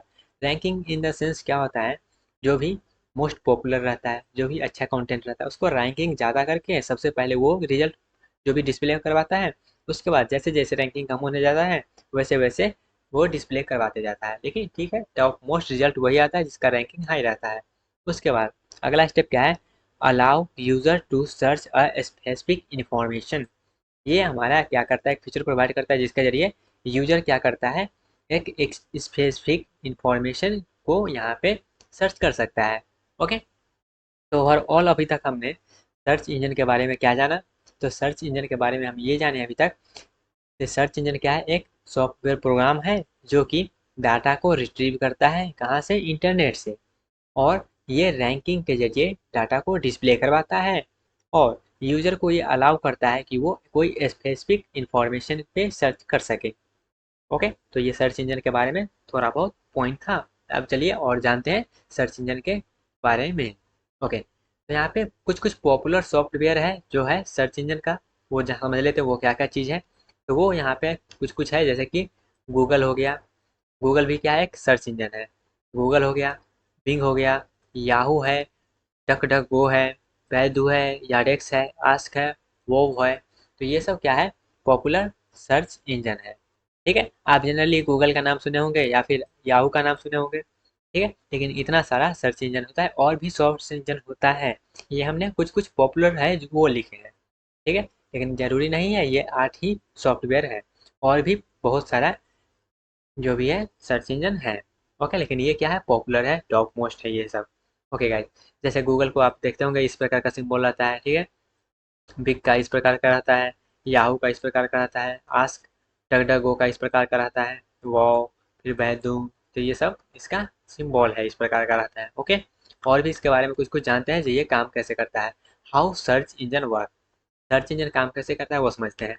तो यहाँ पे कुछ कुछ है, जैसे कि crawling, vote scan and index web pages. जो भी वेब पेजेस को हम यहाँ पे क्या करते हैं, सर्च करते हैं, वहाँ पे क्या करता है, वो स्कैन करता है, इंडेक्सिंग करता है। अब आगे क्या है, इंडेक्सिंग। इंडेक्सिंग क्या होता है वो समझ लेते हैं। जैसे यहाँ पे इंडेक्स लिखा गया, indexing, data store in massive database. अब जरूरी तो है नहीं डाटाबेस इसका छोटा हो, बहुत बड़ा डाटाबेस रहता है, तो वहाँ से कोई चीज़ को सर्च करके निकालना, कोई चीज़ को सर्च करके निकालना बहुत थोड़ा सा कॉम्प्लेक्स टास्क है, इसलिए वहाँ पे क्या होता है, इंडेक्सिंग का हेल्प लेते हैं। ठीक है, तो इंडेक्सिंग में क्या है, data store in massive database. Data massive मतलब बहुत बड़ा डाटाबेस में क्या है वो स्टोर रहता है। जो भी डाटा मेरा है उसमें। उसके बाद क्या है, query processing, search query analyse, जो भी आप चीज़ सर्च कर रहे हैं, जो भी क्वेरी आप वहाँ पे डाल रहे हैं उसको सर्च किया जाता है। उसको सर्च करने के बाद वहाँ पे रिट्रीव, उसके बाद रिट्रीवल होता है। जो भी आप वहाँ पे क्वेरी सर्च किए हैं अगर उससे रिलेटेड उसको एनालाइज करने के बाद मिल जाता है रिजल्ट, तो रिलेवेंट जो भी रिजल्ट रहता है उसको रिट्रीव करता है। रिट्रीव करने के बाद क्या करता है, रैंकिंग देखता है, जो हमने पहले बात किया था। उसके बाद रैंकिंग देखता है, रिजल्ट रैंक्ड बाय रिलीवेंस, जो भी आप सर्च किए हैं उसके रिलीवेंस में जो भी रैंकिंग रहेगा उसको डिस्प्ले करवाएगा। ठीक है, तो सर्च इंजन कैसे वर्क करता है अब यहाँ पे समराइज करते हैं। सबसे पहले क्राउलिंग होता है, उसमें क्या होता है, जो पोर्ट होता है, स्कैन होता है एंड इंडेक्सिंग, वेब पेज को इंडेक्सिंग किया जाता है। उसके बाद इंडेक्सिंग में क्या होता है, डाटा स्टोर होता है मैसिव डाटाबेस में। तो मैसिव डाटा बहुत बड़ा डाटाबेस में जो भी हम सर्च कर रहे हैं वो स्टोर है, तो वहाँ से डाटा को प्रोसेस करके निकालना पड़ेगा जो भी हम सर्च करना चाहते हैं। तो उसमें क्या होता है, क्वेरी प्रोसेसिंग होता है। तो क्वेरी प्रोसेसिंग में क्या होता है, जो भी हम सर्च किए हैं उसको एनालाइज किया जाता है कि हम क्या सर्च किए हैं, और इसके रिलेवेंट में जो हम सर्च किए उसके रिलेवेंट में क्या होगा, बहुत सारा रिजल्ट आएगा। बहुत सारा जो रिजल्ट आया उस रिजल्ट को रैंकिंग किया जाता है। रैंकिंग करने के बाद वो मिलाया जाता है, जो हम जो सर्च किए हैं क्या उससे रैंकिंग मैच कर रहा है या नहीं। जब मैच कर रहा है तो उसको डिस्प्ले करवाया जाता है। तो इस प्रकार से सर्च इंजन मेरा काम करता है। ओके, अब आगे बढ़ते हैं और जानते हैं सर्च इंजन का क्या क्या फीचर होता है। तो सर्च इंजन का फीचर के बारे में बात करें तो कीवर्ड सर्च, जैसे कीवर्ड सर्च करने का मतलब ये है, जैसे सर्च इंजन में आप वहाँ पे कोई एक कीवर्ड लिखते हैं, जैसे एप्पल लिखते हैं तो एप्पल का फोटो भी आ जाता है, वो कहाँ एप्पल उगाया जाता है वो भी आ जाता है, वो किस मिट्टी में उगता है वो भी जाता है, उसका पौधा कैसा होता है वो भी जान जाता है। तो वहाँ पे क्या होता है, कीवर्ड लेता है और उससे रिलेवेंट जो भी टास्क रहता है, जो भी डाटा रहता है, जो भी इंफॉर्मेशन रहता है उसको डिस्प्ले करवाता है। तो ये मतलब होता है कीवर्ड सर्च का। यहाँ तो सिर्फ हम एक एग्जाम्पल लिए एप्पल का, और भी बहुत सारा होता है जो कीवर्ड पे काम करता है। ठीक है, एडवांस सर्च फिल्टर, अब वहाँ पे एडवांस सर्च फिल्टर का भी काम करता है। जैसे आपको फोटो नहीं चाहिए, एप्पल का फोटो नहीं चाहिए, तो वहाँ पे उसमें फिल्टर लगा के फोटो को हटा सकते हैं। ठीक है, या फिर आपको सिर्फ फोटो चाहिए तो सिर्फ इमेज वाले पे जाकर वहाँ पे फिल्टर कर सकते हैं इमेज को। ठीक है, तो इस प्रकार से वहाँ पे सर्च इंजन को आप एडवांसली फिल्टर करके यूज कर सकते हैं। उसके बाद जैसे कि इमेज सर्च का भी बात किए, आप वहाँ पे इमेज लिखिएगा तो इमेज खाली आएगा, वीडियो करिएगा तो वीडियो आएगा। उसके बाद मैप इंट्रीगेशन, अब वहाँ पे मैप इंट्रीगेशन भी होता है। ठीक है, उसका वॉइस सर्च, जैसे आप कोई गाना वगाना गाना वहाँ पे लिखिएगा, जैसे वॉइस के जरिए गाना बोलिएगा तो वहाँ पे क्या होगा, वो गाना को भी बजा के दिखा देगा। ठीक है, तो वॉइस सर्च भी हो जाता है। उसके बाद auto complete suggestion, auto complete suggestion करने का मतलब क्या है, जैसे आप लिखे एप्पल तो वहाँ पे बहुत सारा सजेशन देगा, जैसे Apple image, Apple place, Apple मिट्टी, एप्पल ट्री वगैरह वगैरह, जो भी सजेशन होगा उससे रिलेवेंट वो सब वहाँ पे सजेस्ट करेगा। और जब वो उस पर इंटर करिएगा तो वो ऑटो कंप्लीट उसको कर देगा। ठीक है, तो इस तरह से सर्च इंजन का ये सब फीचर है। ओके गाइज, तो आई थिंक आपको सर्च इंजन के बारे में मालूम चला होगा क्या क्या अभी तक हमने डिस्कस किया सर्च इंजन के बारे में। तो सर्च इंजन होता क्या है, पॉपुलर सर्च इंजन है क्या, कौन कौन सा है उसका टाइप। उसके बाद हमने ये जाना सर्च इंजन काम कैसे करता है, तो उसके बारे में हमने जाना crawling, indexing, query processing, revenge. उसके बाद ये सिर्फ इतना ही हम सिंपल सिंपल लिख के बताए हैं, इसमें और भी ज़्यादा कॉम्प्लेक्स होता है, लेकिन कॉम्प्लेक्स में भी जाना नहीं है। जब जरूरी होगा तब कॉम्प्लेक्स में आपको ले आ जाएगा, लेकिन यहाँ पे अभी सिंपल सिंपल समझिए। उसके बाद हमने ये जाना जो सर्च इंजन का फीचर क्या क्या चीज़ है। ओके गाइज, तो आई होप अभी तक हमने जो भी डिस्कस किया है सर्च इंजन के बारे में आपको अच्छे से समझ में आ गया होगा।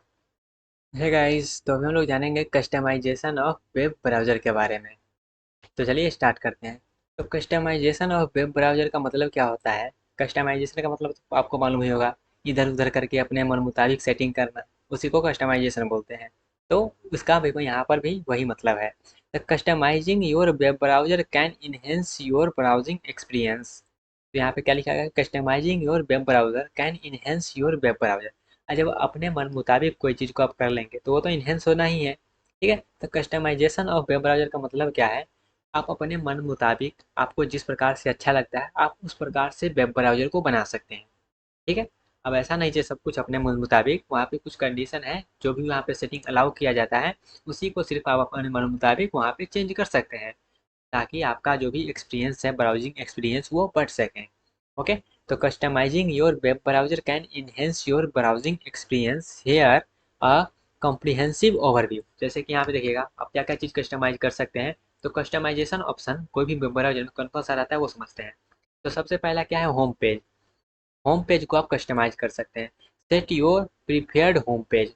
होम पेज में आप वहाँ पे जैसे कि आप सर्च बार देना चाहते हैं या नहीं, उसका कलर चेंज कर सकते हैं या फिर वहाँ पे कोई और थीम लगा सकते हैं। तो उस प्रकार से आप वेब ब्राउज़र को जो भी होम पेज होता है उसको कस्टमाइज कर सकते हैं। ओके, अगला क्या है? अगला क्या है? Search engine. तो सर्च यहाँ पे जो भी आप सर्च इंजन यूज कर रहे हैं वहाँ पे आप चूज कर सकते हैं जो किस सर्च इंजन के जरिए आप वेब ब्राउजिंग करना चाहते हैं। ठीक है, तो यहाँ पे choose your default search engine, जो भी आप सर्च इंजन चूज करिएगा उसके जरिए यहाँ पे आप जो भी ब्राउज करेंगे, जो भी सर्च करेंगे उस मुताबिक वहाँ पे डिस्प्ले होगा आपका रिजल्ट।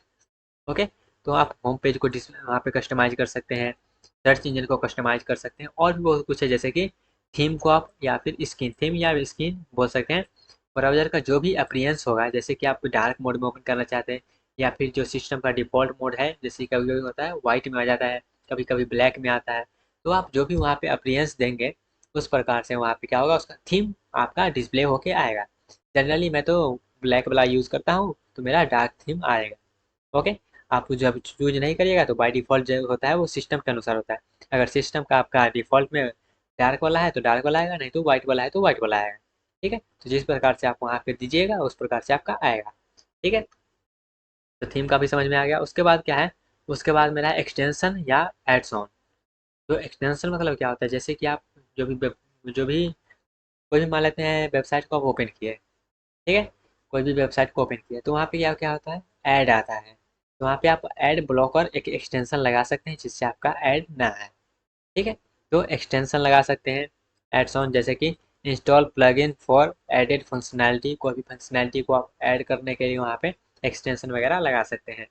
ओके, उसके बाद क्या है? Tool bar. तो tool bar customize tool bar layout and button, जो भी बटन वगैरह है, जैसे कि वहाँ पे कोई माइक्रोफोन का बटन है या फिर सर्च का बटन है, जो भी बटन है उसको आप टूल बार को कस्टमाइज कर सकते हैं अपने मन मुताबिक। उसके बाद आगे बढ़ते हैं, जैसे कि कीबोर्ड शॉर्टकट। कीबोर्ड शॉर्टकट कहने का मतलब ये है जैसे कि असाइन कर सकते हैं जो भी कीवर्ड है, जो भी यहाँ पे कीबोर्ड में दिया गया है बटन, उसको आप कस्टमाइज कर सकते हैं। जी हाँ, हम ये बटन इंटर करेंगे तो ये चीज़ ओपन होना चाहिए। तो आप जब वो उसको असाइन कर दीजिएगा तो क्या होगा, उसी पे काम करेगा। तो कीबोर्ड शॉर्टकट को आप असाइन कर सकते हैं अपने मन मुताबिक, जो भी आपको अच्छा लगे उस प्रकार से। ओके, उसके बाद आगे बढ़ते हैं, font and zoom. Font and zoom, adjust font size and zoom level. जो भी आप ब्राउज़र का जो भी जैसे कि कोई चीज़ लिख के आया है, कोई भी आप वेबसाइट को ओपन किए, उस पे बहुत छोटा-छोटा चीज़ लिख के आ रहा है, तो वहाँ पे आप उसको जूम को कर सकते हैं, जूम लेवल को बढ़ा सकते हैं ताकि आपको वहाँ पे कंफर्ट लगे देखने में उसको। ओके, तो अपने मन मुताबिक उसको एडजस्ट कर सकते हैं। आगे जानते हैं इसके बारे में, जैसे कि setup setting, startup setting, configure startup behaviour. तो यहाँ पे आप उसको सेटिंग को भी आप अलाउ कर सकते हैं और वहाँ पे अपने मन मुताबिक सेटअप स्टार्टिंग कर सकते हैं। उसके बाद क्या है? उसके बाद है न्यू पेज लेआउट। जैसे आप न्यू टैब, जैसे कि मान लेते कोई ब्राउज़र में ओपन किए, कोई ब्राउज़र में ओपन किए, कोई ब्राउज़र में आप कोई भी वेबसाइट ओपन कर लिए, अब वहाँ पे चाहते हैं क्या? नया वेबसाइट ओपन हो, लेकिन जो हम पहले से ओपन किए थे वो भी रहे। तो अब क्या करिएगा? नया टैब ओपन करिएगा। तो नया टैब ओपन करिएगा तभी ना होगा। तो नया टैब के लिए भी यहाँ पे सेटिंग दिया गया है। तो कीबोर्ड में जनरली आप कंट्रोल एन करते हैं तो नया टैब ओपन हो जाता है। आप उसके जरिए भी कर सकते हैं या फिर जिस प्रकार से आपको नया टैब ओपन करना होगा उस प्रकार से आप कर सकते हैं। ओके, उसके बाद क्या है? Privacy setting. तो आप प्राइवेसी सेटिंग भी यहाँ पे कर सकते हैं ताकि आपका डाटा सिक्योर रहे। तो adjust tracking and data collection, जो भी आपका है उसको आप ट्रैक करिएगा और उसको कलेक्ट करके रखिएगा, उसको सेफ से रखिएगा। ओके, तो प्राइवेसी सेटिंग भी इंपॉर्टेंट होता है कस्टमाइजेशन में। ओके, तो कस्टमाइजेशन ऑप्शन में हमने देखा home page, search engine, theme, extension, tool bar, keyboard shortcut, font zoom, startup setting, new tab, privacy setting. तो ये सब हम कस्टमाइजेशन ऑप्शन में देखे हैं। ओके, तो ये ज़रूरी नहीं इतना ही है, और भी ज़्यादा हो सकता है, लेकिन यहाँ पे हम बस समझने के लिए इतना ही चीज़ लिए हैं। ओके, अब आगे बढ़ते हैं और भी जानते हैं, जैसे कि कस्टमाइजेशन का बेनिफिट क्या है। जब हम कस्टमाइजेशन कर रहे हैं तो उसका कोई तो इम्पोर्टेंस होना चाहिए, कोई भी जो भी बेनिफिट है वह तो होना चाहिए, तभी तो हम कर रहे हैं कोई चीज़। ओके, तो यहाँ पे क्या होता है? इन्हेंस करता है प्रोडक्टिविटी को। जब वेब ब्राउज़र को हम अपने मन मुताबिक कस्टमाइज़ करते हैं, तो क्या होता है? प्रोडक्टिविटी को इन्हेंस करता है और एक्सेसिबिलिटी को इम्प्रूव करता है। एक्सेसिबिलिटी को क्या करता है? इम्प्रूव करता है। जो भी सिक्योरिटी वगैरह है उसको इंक्रीज करता है। उसके बाद पर्सनलाइज्ड ब्राउजिंग एक्सपीरियंस, ऐसा लगेगा जैसे हम खुद इस पे काम किए हैं, ये खुद मेरा है, तो उसमें पर्सनलाइज वाला साइन यहाँ पे आएगा। ठीक है, तब पर्सनलाइज ब्राउजिंग एक्सपीरियंस आएगा, तो ये भी बेनिफिट है। उसके बाद स्ट्रीमलाइन वर्कफ्लो, वहाँ पे स्ट्रीमलाइन वर्कफ्लो होते रहेगा। तो ये सब मेरा ब्राउजर को जब हम कस्टमाइज करेगा तो ये सब उसका बेनिफिट है। ओके, तो इतना चीज़ हमने क्या क्या बात किया, अभी तक हमने बात किया क्या, कस्टमाइजेशन का रिलेटेड, जैसे कि हमने कस्टमाइजेशन होता क्या है, क्या क्या चीज़ को कस्टमाइज कर सकते हैं, उसके बेनिफिट के बारे में। अब यहाँ पे प्रिकॉशंस के बारे में जानते हैं। प्रिकॉशंस मतलब सावधानी, आप क्या क्या चीज़ रख सकते हैं जब वेब ब्राउजर को कस्टमाइज कर सकते हैं। ऐसा नहीं कि आप कुछ और चीज़ को कस्टमाइज कर सकते हैं, कुछ और सेटिंग को वहाँ पे कुछ गड़बड़ कर दीजिए ताकि आपका डाटा वगैरह है वो सिक्योर ना रहे, तो इसलिए आप प्रिकॉशंस को ध्यान रखिएगा। जैसे we precaution precautions when installing extension, जब भी आप कोई एक्सटेंशन को आप डाउनलोड कर रहे हैं तो वहाँ पे आप सावधानी बरतिएगा। ऐसा ना करप्ट एक्सटेंशन को आप डाउनलोड कर लीजिएगा जिससे आपका कुछ भी हो सकता है डाटा के साथ। इसलिए जो भी एक्सटेंशन को आप इंस्टॉल कर रहे हैं अपने ब्राउज़र में तो वहाँ पे ध्यान रखिएगा वो सेफ रहे। उसके बाद एवॉइड कॉन्फ्लिक्टिंग कस्टमाइजेशन, जैसे एवॉइड कॉन्फ्लिक्ट, जैसे कि आप मान लेते हैं आप न्यू टैब ओपन करना चाहते हैं, न्यू टैब ओपन करना चाहते हैं तो उसका पहले से शॉर्टकट क्या है, कंट्रोल एन दिया गया है। ठीक है, लेकिन आप कोई और वहाँ पे शॉर्टकट बना रहे हैं उसका भी कंट्रोल एन दे दीजिएगा तो वहाँ पे क्या होगा, कॉन्फ्लिक्ट कर जाएगा। अब कॉन्फ्लिक्ट हो जाएगा तो वहाँ पे ना ही न्यू टैब ओपन होगा या फिर कुछ भी हो सकता है। ठीक है, जैसे आप एक ही चीज़ का दो चीज़ कर देंगे तो वहाँ पे क्या होगा, कॉन्फ्लिक्ट हो जाएगा। तो कॉन्फ्लिक्ट को भी अवॉइड करना है। उसके बाद regularly update browser and extension, जो भी आप ब्राउज़र को ओपन कर रहे हैं, जो भी यूज़ कर रहे हैं ब्राउज़र को, उसको अप टू डेट करते रहना है और एक्सटेंशन को भी अप टू डेट करते रहना है। उसके बाद backup customisation setting, backup backup करने का मतलब ये है, जैसे मान लेते हैं बाई मिस्टेक आपका ब्राउज़र डिलीट हो गया या फिर आपका डाटा डिलीट हो गया तो वहाँ पे बैकअप का ऑप्शन रहना चाहिए। तो बैकअप कस्टमाइजेशन सेटिंग भी रहना चाहिए। ओके, तो ये सब प्रिकॉशंस आपको ध्यान रखनी है जिससे आपका ब्राउज़र जो है वो अच्छे से काम करे। ओके गाइस, तो यहाँ पे हमने कस्टमाइजेशन और वेब ब्राउज़र के रिलेटेड कुछ कुछ बात की, जैसे पहले वो होता क्या है वो जाने, उसके बाद क्या क्या चीज़ को हम कस्टमाइज कर सकते हैं उसका एग्जाम्पल देखें, उसके बाद उसमें जो भी बेनिफिट है वो जाने, उसके बाद उसका प्रिकॉशंस क्या था वो जाने। तो इतना चीज़ हमें हम जाने हैं वेब ब्राउज़र के कस्टमाइजेशन के रिलेटेड। तो आई थिंक आपको जो भी यहाँ पे हम डिस्कस किए हैं आपको समझ में आ गया होगा गाइस। गाइस, तो अभी हम लोग जानने वाले हैं प्रॉक्सी के बारे में। तो चलिए स्टार्ट करते हैं और जानते हैं प्रॉक्सी मतलब होता क्या है। तो यहाँ पे प्रॉक्सी सेटिंग के बारे में कुछ लिखा गया है। Proxy setting allow to use configure your device और browser to use proxy server. अब इसका मतलब क्या है वो समझते हैं। Proxy setting allow to use configure your device, आपका जो भी डिवाइस है उसको या फिर ब्राउज़र को, आपका डिवाइस को भी और ब्राउज़र को भी यूज इस प्रकार से सेटिंग करवाता है ताकि आप प्रॉक्सी सर्वर को भी आप यूज कर पाएँ। प्रॉक्सी सर्वर क्या होता है वो भी समझेंगे। तो बस अभी जो लिखा गया है उसका मतलब समझ लीजिए। Proxy setting allow to use configure your device और browser to use proxy server which act as intermediate between your device and the internet. अब इसका मतलब क्या है, इसका मतलब ये है आपका जो भी डिवाइस है, आपका जो भी डिवाइस है और इंटरनेट है, तो आप उसको एक्सेस करिएगा, इंटरनेट को एक्सेस करिएगा अपने डिवाइस से, तो वो क्या करेगा, इन प्रॉक्सी सर्वर जो भी है प्रॉक्सी है वो इंटरमीडिएट बीच में कोई चीज़ आएगा और क्या काम करता है वो भी पता चलेगा। बस ऐसा समझ लिए इंटरनेट और डिवाइस के बीच में वो रहेगा। ठीक है, वो इंटरमीडिएट का काम करता है प्रॉक्सी सर्वर।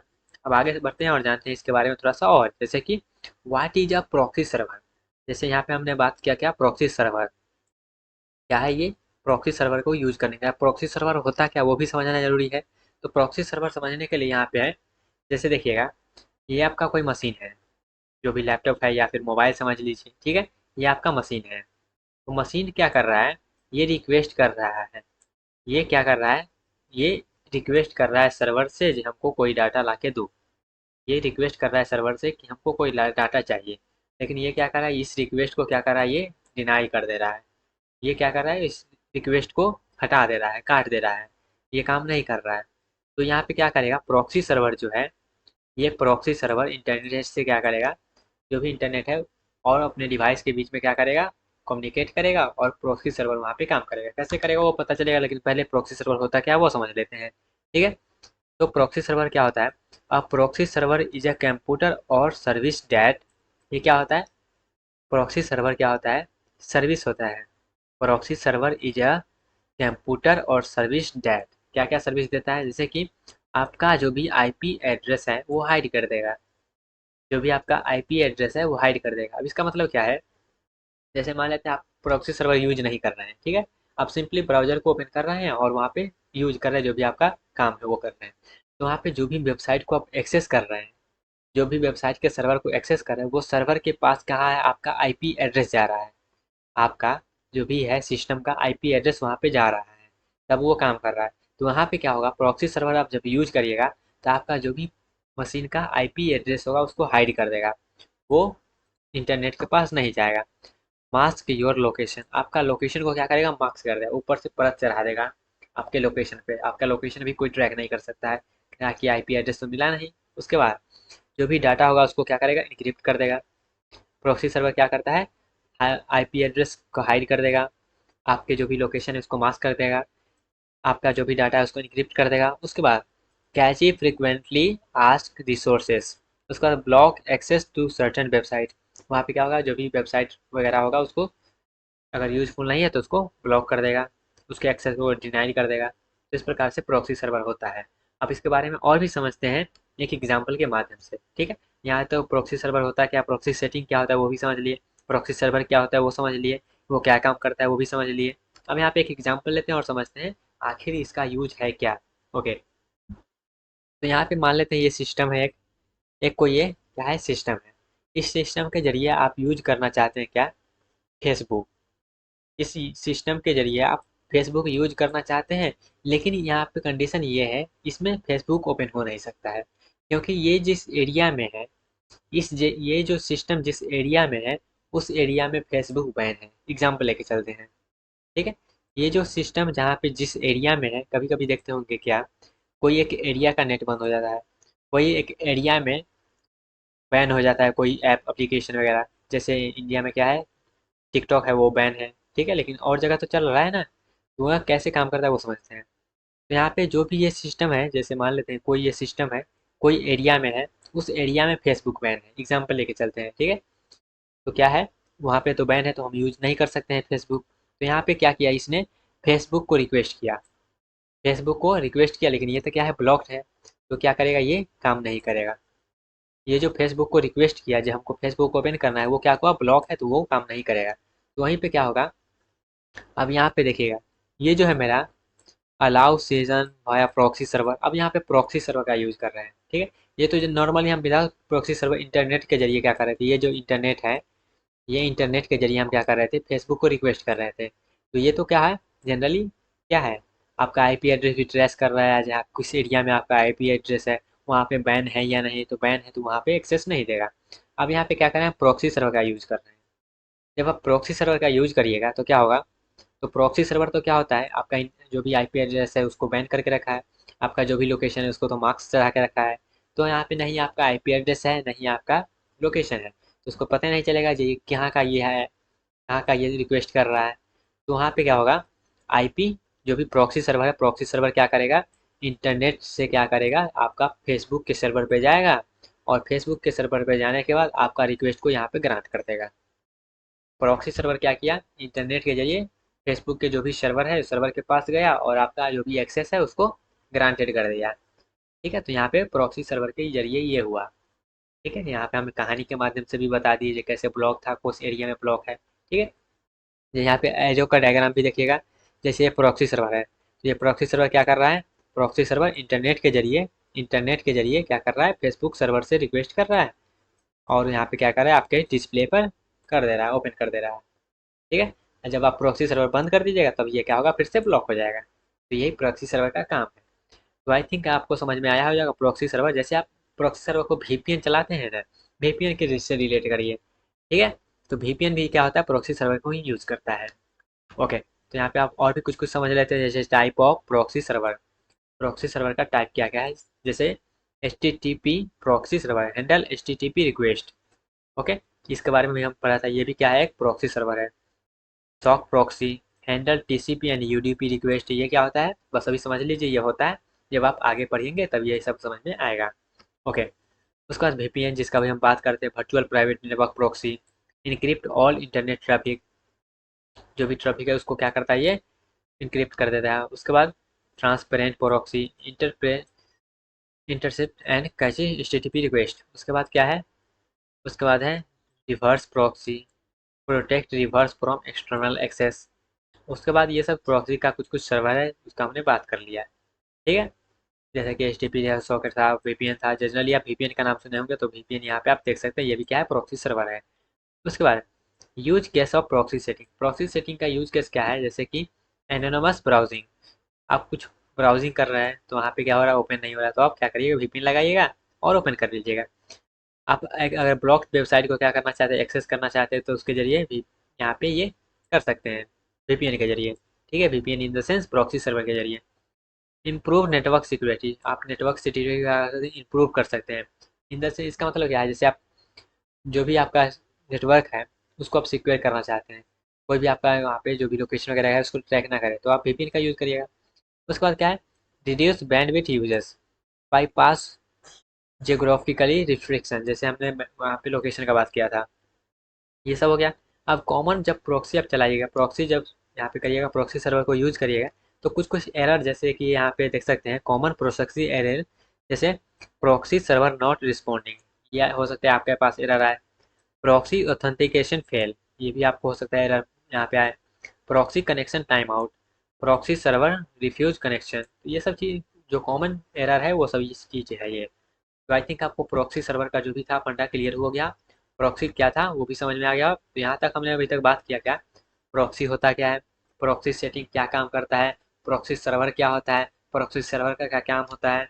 ठीक है, कैसे डाटा को कैसे ही हमने यूज किया, क्या यूज है प्रॉक्सी का वो भी हमने यूज किया, वो भी हमने देखा यूज करके। उसके बाद जो भी प्रॉक्सी का टाइप था प्रॉक्सी सर्वर का वो हमने देखा। उसके बाद इसका जो भी है यूज केस देखे, यूज केस देने के बाद उसका जो कॉमन एरर है वो हमने देखा। तो इतना चीज़ हमने प्रॉक्सी सर्वर के बारे में जाना है, प्रॉक्सी के बारे में जाना है। तो आई थिंक हमने जो भी यहाँ पे डिस्कस किया है, आई थिंक आपको सब कुछ समझ में आ गया होगा। है गाइस, तो अभी हम लोग जानने वाले हैं बुक मार्क के बारे में। ओके, तो चलिए स्टार्ट करते हैं और जानते हैं बुक मार्क आखिर होता क्या है। तो बुक मार्क में यहाँ पे देखिएगा दो टर्म है, क्या, एक है बुक और दूसरा है मार्क। मार्क मतलब क्या होता है, कोई निशान, और बुक मतलब क्या होता है, जिसमें स्टोर रहता है कोई भी चीज़। तो यहाँ पे है book mark. Book mark in the sense जहाँ पे ऐसा बुक है, ऐसा किताब है ये, जिसमें सिर्फ क्या होगा, मार्क रहेगा। ये बस समझने के लिए बता रहे हैं, बाद में हम रिलेट करेंगे इसको वेब पेज से। ओके, तो ऐसे समझिए बुक मार्क ऐसा किताब जिसमें सिर्फ मार्क मार्क रहे। अब मार्क हम कोई चीज़ का कब देते हैं, जहाँ पे हमको वो चीज़ अच्छा लग जाता है। जैसे आप हाईलाइट कभी कभी बुक पढ़ते होंगे तो वहाँ पे हाईलाइट करते होंगे। क्यों हाईलाइट करते हैं, क्योंकि वो चीज़ आपको अच्छा लगता होगा। फिर आप जब उसको पलटेंगे तो वहाँ पे आप डायरेक्टली उसको हाईलाइट करके देख सकते हैं। तो वहाँ पे आप मार्क लगा देते हैं, ताकि आप जब उसको नेक्स्ट टाइम ओपन करें तो जल्दी से आप उसको सर्च कर पाएँ। ठीक है, तो ये एक एग्जांपल हो सकता है जब आप बुक मार्क का यूज़ करते होंगे। ओके, अब यहाँ पे देखिएगा हम रिलेट करते हैं इसको वेबसाइट से। तो वेबसाइट में जब आप ओपन करते होंगे वेबसाइट को, कोई वेबसाइट को ओपन किए, और कोई वेबसाइट को ओपन करने के बाद आप क्या करते होंगे, उस वेबसाइट को ऐसा मान के चलिए जब बार बार आपको ओपन करने का जरूरी पड़ रहा है। ठीक है, तो वहाँ पे क्या करते हैं, आप स्टार वाला एक सिंबल रहता है, उस स्टार वाले सिंबल पे अगर आप क्लिक कर देते हैं तो वहाँ पे आपको ऑप्शन देगा एक बुक मार्क का।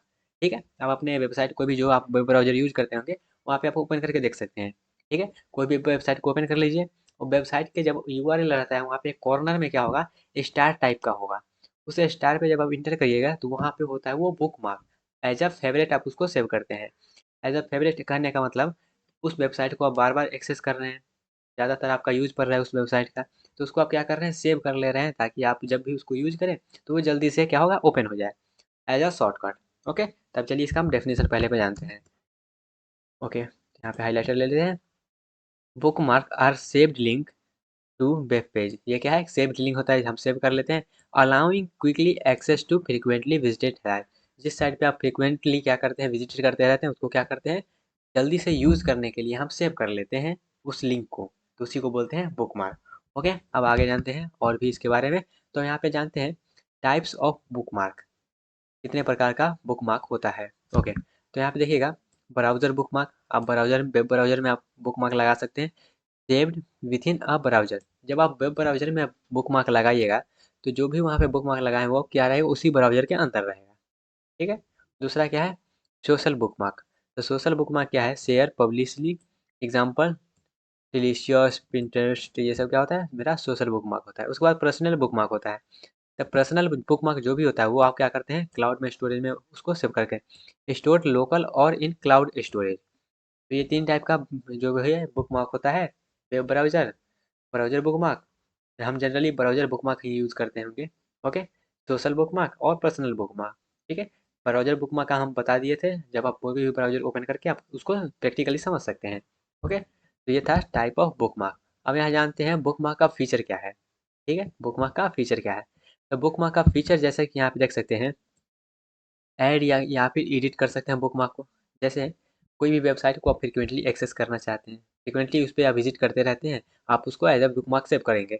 तब जब उसको बुक मार्क सेव कर दिए तो आप उसको एडिट भी कर सकते हैं और उसमें कोई मॉडिफिकेशन भी कर सकते हैं या फिर कोई और उसमें ऐड कर सकते हैं। ओके, उसके बाद ऑर्गेनाइज यूजिंग फोल्डर टैग, उसमें आप ऑर्गेनाइज भी कर सकते हैं फोल्डर्स को, टैग्स को। उसके बाद सर्च बुक मार्क, जो भी आप सर्च कर रहे हैं उसको आप बुक मार्क के जरिए स्टोर करके रख सकते हैं। उसके बाद साइनिंग अक्रॉस डिवाइसेस, वहाँ पे क्या होगा, वो जब भी आप उसको ओपन करेंगे तो वो क्या रहेगा, उसमें रिलेट होकर रहेगा। और जब फिर से आप जैसे मान लीजिए कोई अपडेट कर दिया, कोई डिलीट हो गया, तो फिर से जब उसको ओपन करिएगा तो वो सेव रहेगा। ठीक है, उसके बाद इंपोर्ट या फिर एक्सपोर्ट कर सकते हैं अपने बुक मार्क को। तो ये सब इसका बुक मार्क का क्या है, फीचर है। उसके बाद आगे बढ़ते हैं और जानते हैं इसके बारे में थोड़ा सा और। बुक मार्क मैनेजमेंट टूल्स, अब कौन कौन सा टूल्स है जो बुक मार्क को मैनेज करने में काम करता है वो जानते हैं। ओके, तो बुक मार्क मैनेजर यहाँ पे देखिएगा, सबसे पहला क्या है, बुक मार्क मैनेजर। तो बुक मार्क मैनेजर में जैसे कि book mark manager, book marks, organiser, ये सब भी आता है किसमें, बुक मार्क मैनेजर में। उसके बाद है ब्राउजर एक्सटेंशन। ब्राउजर एक्सटेंशन का एग्जांपल जैसे कि book mark SYNC, book mark manager, ये सब क्या है, एग्जांपल है उसका। उसका क्लाउड स्टोरेज सर्विस जैसे कि गूगल ड्राइव, ड्रॉप बॉक्स, और भी बहुत सारा होता है, लेकिन यहाँ पे बस एग्जांपल लेने के लिए हम दो तीन ही सब में लिए हैं। ओके, तो ये सब बुक मार्क जो भी टूल्स है वो इसमें है। ओके, उसके बाद अब यहाँ पे आप इसका बेनिफिट क्या है, हम बुक मार्क क्यों लगाते हैं। इसका कुछ कुछ बेनिफिट है, जैसे कि देखिएगा, कोई भी डाटा को आप क्विकली एक्सेस कर सकते हैं, जिसको आप फ्रीक्वेंटली यूज़ करना चाहते हैं, जिसको फ्रीक्वेंटली आप विजिट करते रहते हैं उसको। ओके, उसके बाद ऑर्गेनाइज ब्राउजिंग, जो भी ब्राउज़र आप यूज़ करते होंगे उसको ऑर्गेनाइज मैनर में आप यूज़ कर सकते हैं। उसके बाद time saving, time saving induction कहने का मतलब ये है, जो वहाँ पे क्या रहता है, एक बटन बन जाता है, जब वो वहाँ करते हैं तो वहाँ पे एक बटन बन जाता है, उस पर डायरेक्टली क्लिक करके आप वहाँ पे जा सकते हैं कोई भी वेब पेज पे, जिसका भी आप बुकमार्क सेव किए होंगे। उसके बाद क्या है, पर्सनलाइज्ड ब्राउजिंग एक्सपीरियंस। अब जो भी आप सेव करते होंगे वहाँ पे आपको ऐसा लगेगा जब ब्राउजर को हम अपने मन मुताबिक चला रहे हैं, तो वहाँ पे पर्सनलाइज वाला फीलिंग आएगा आपको।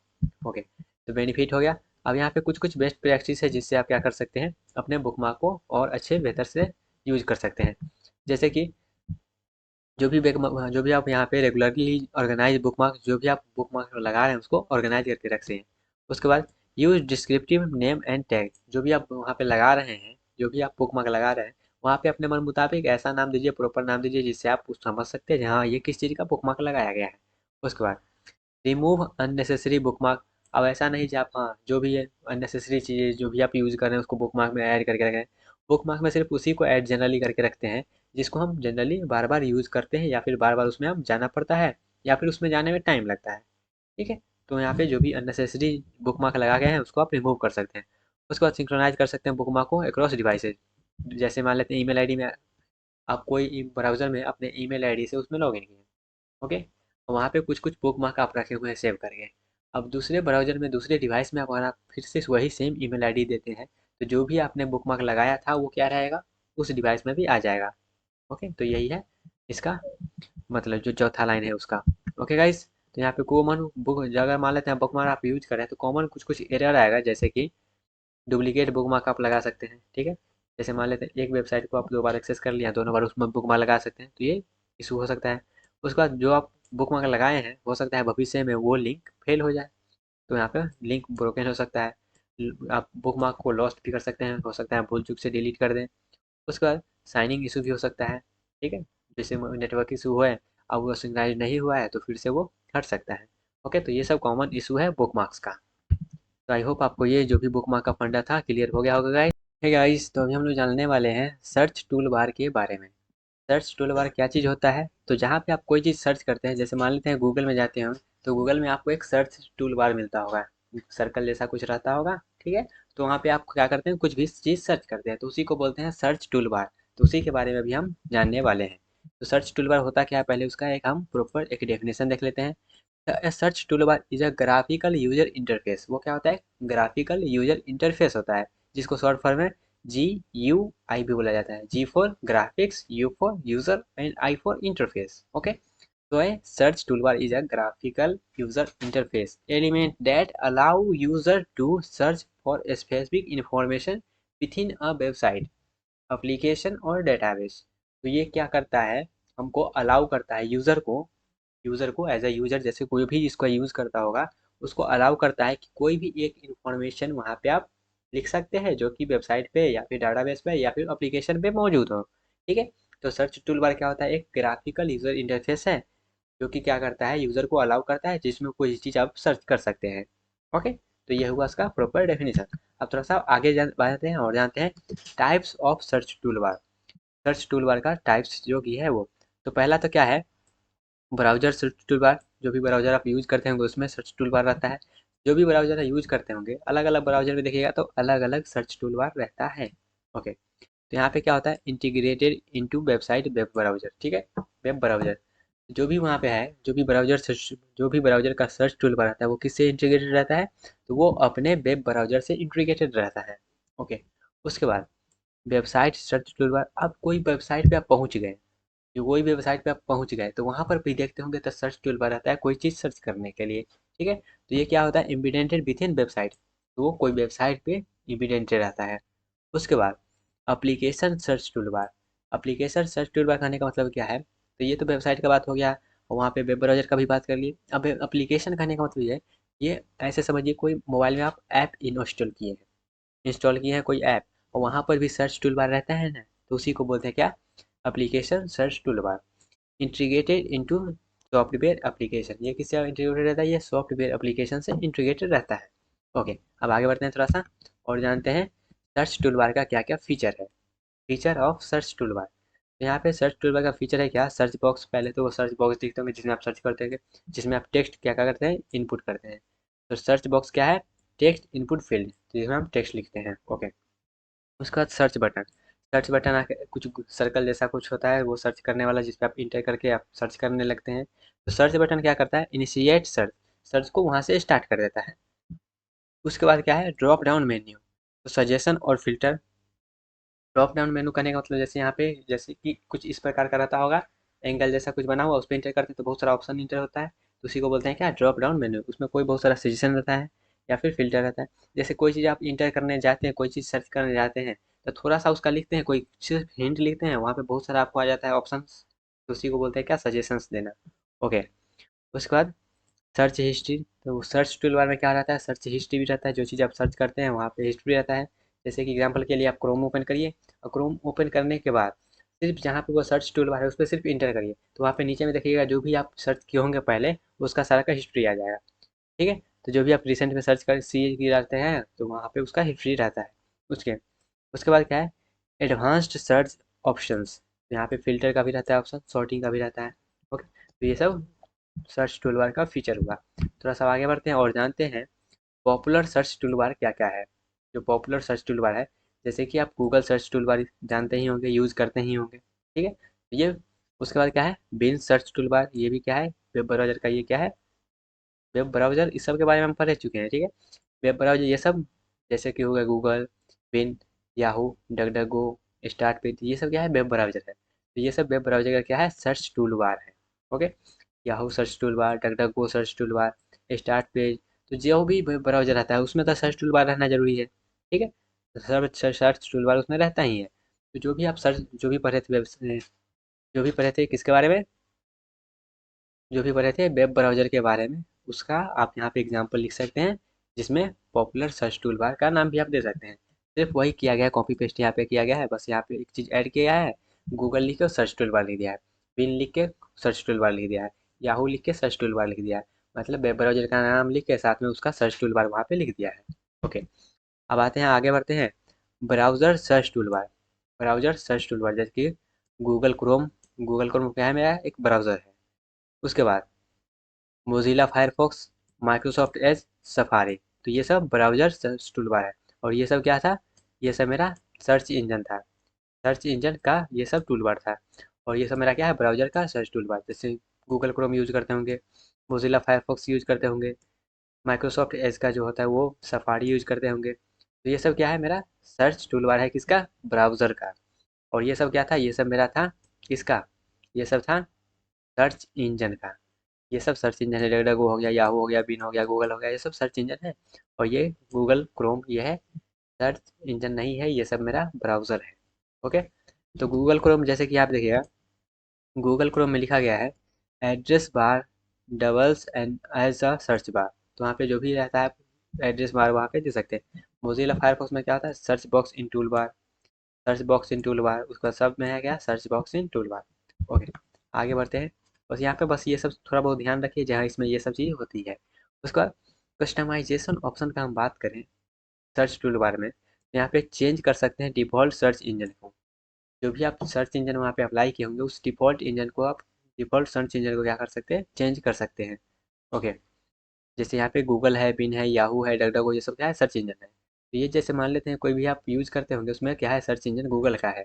ठीक है, तो इस गूगल को सर्च इंजन को आप चेंज करके कोई और सर्च इंजन वहाँ पे अप्लाई कर सकते हैं। उसके बाद ऐड या remove search engine. Okay. Customise search tool bar layout, जो भी लेआउट उसका डिजाइन वगैरह है उसको चेंज कर सकते हैं। इनेबल या डिसेबल सर्च सजेशन, जो भी उसको बहुत सारा सजेशन आने लगता है उसको आप इनेबल कर सकते हैं, डिसेबल कर सकते हैं। तो ये सब कस्टमाइजेशन ऑप्शन है। ओके।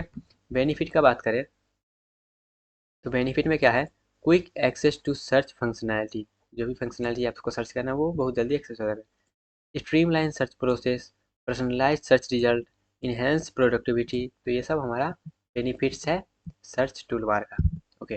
उसका बेस्ट प्रैक्टिस क्या है सर्च टूल बार का यूज़ करने के लिए, यूज़ रिलीवेंट कीवर्ड, जो भी आप सर्च करना चाहते हैं उसका कीवर्ड रिलीवेंट दें। ऐसा नहीं जो नाम वाम गलती दे दे तो वहाँ पे गलत वो सर्च कर देगा। ठीक है। Utilise filter and store sorting, जो भी फिल्टर वगैरह है उसको आप वहाँ पे यूज़ करके अच्छे से अपने जो भी ब्राउजर एक्सपीरियंस है उसको अच्छा बढ़ा सकते हैं। क्लियर सर्च हिस्ट्री रेगुलरली, जो भी आप सर्च करें उसको रेगुलरली क्लियर करते रहे, मतलब डिलीट करते रहें। Okay. Customise search toolbar for efficient, आप वहाँ पे जो भी सर्च टूलबार है उसको कस्टमाइज करके अपने अनुसार बनाए ताकि उसको आप इफिशियंटली यूज कर पाएँ। ओके गाइस, तो ये सब रहा सर्च टूलबार के बारे में बहुत सारी जानकारी। है गाइस, तो अभी हम लोग जानने वाले हैं पॉपअप ब्लॉकर्स के बारे में।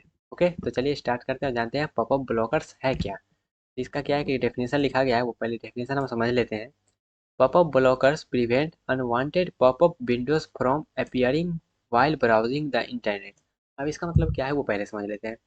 जैसे यहाँ पे एक एग्जांपल लेते हैं, जैसे मान लेते हैं आप ब्राउजर ओपन किए, ब्राउजर ओपन किए, कोई वेबसाइट पे गए, कोई वेब पेजेस पे गए, कोई काम था आपको कुछ पढ़ना था उस पे गए। ओके। अब जब वहाँ पे गए तो वहाँ पे देखिएगा क्या होता है, कभी कभी ऐड आता है, कभी कभी ऐड आता है और वहाँ पे एक पॉपअप जैसा आ जाता है।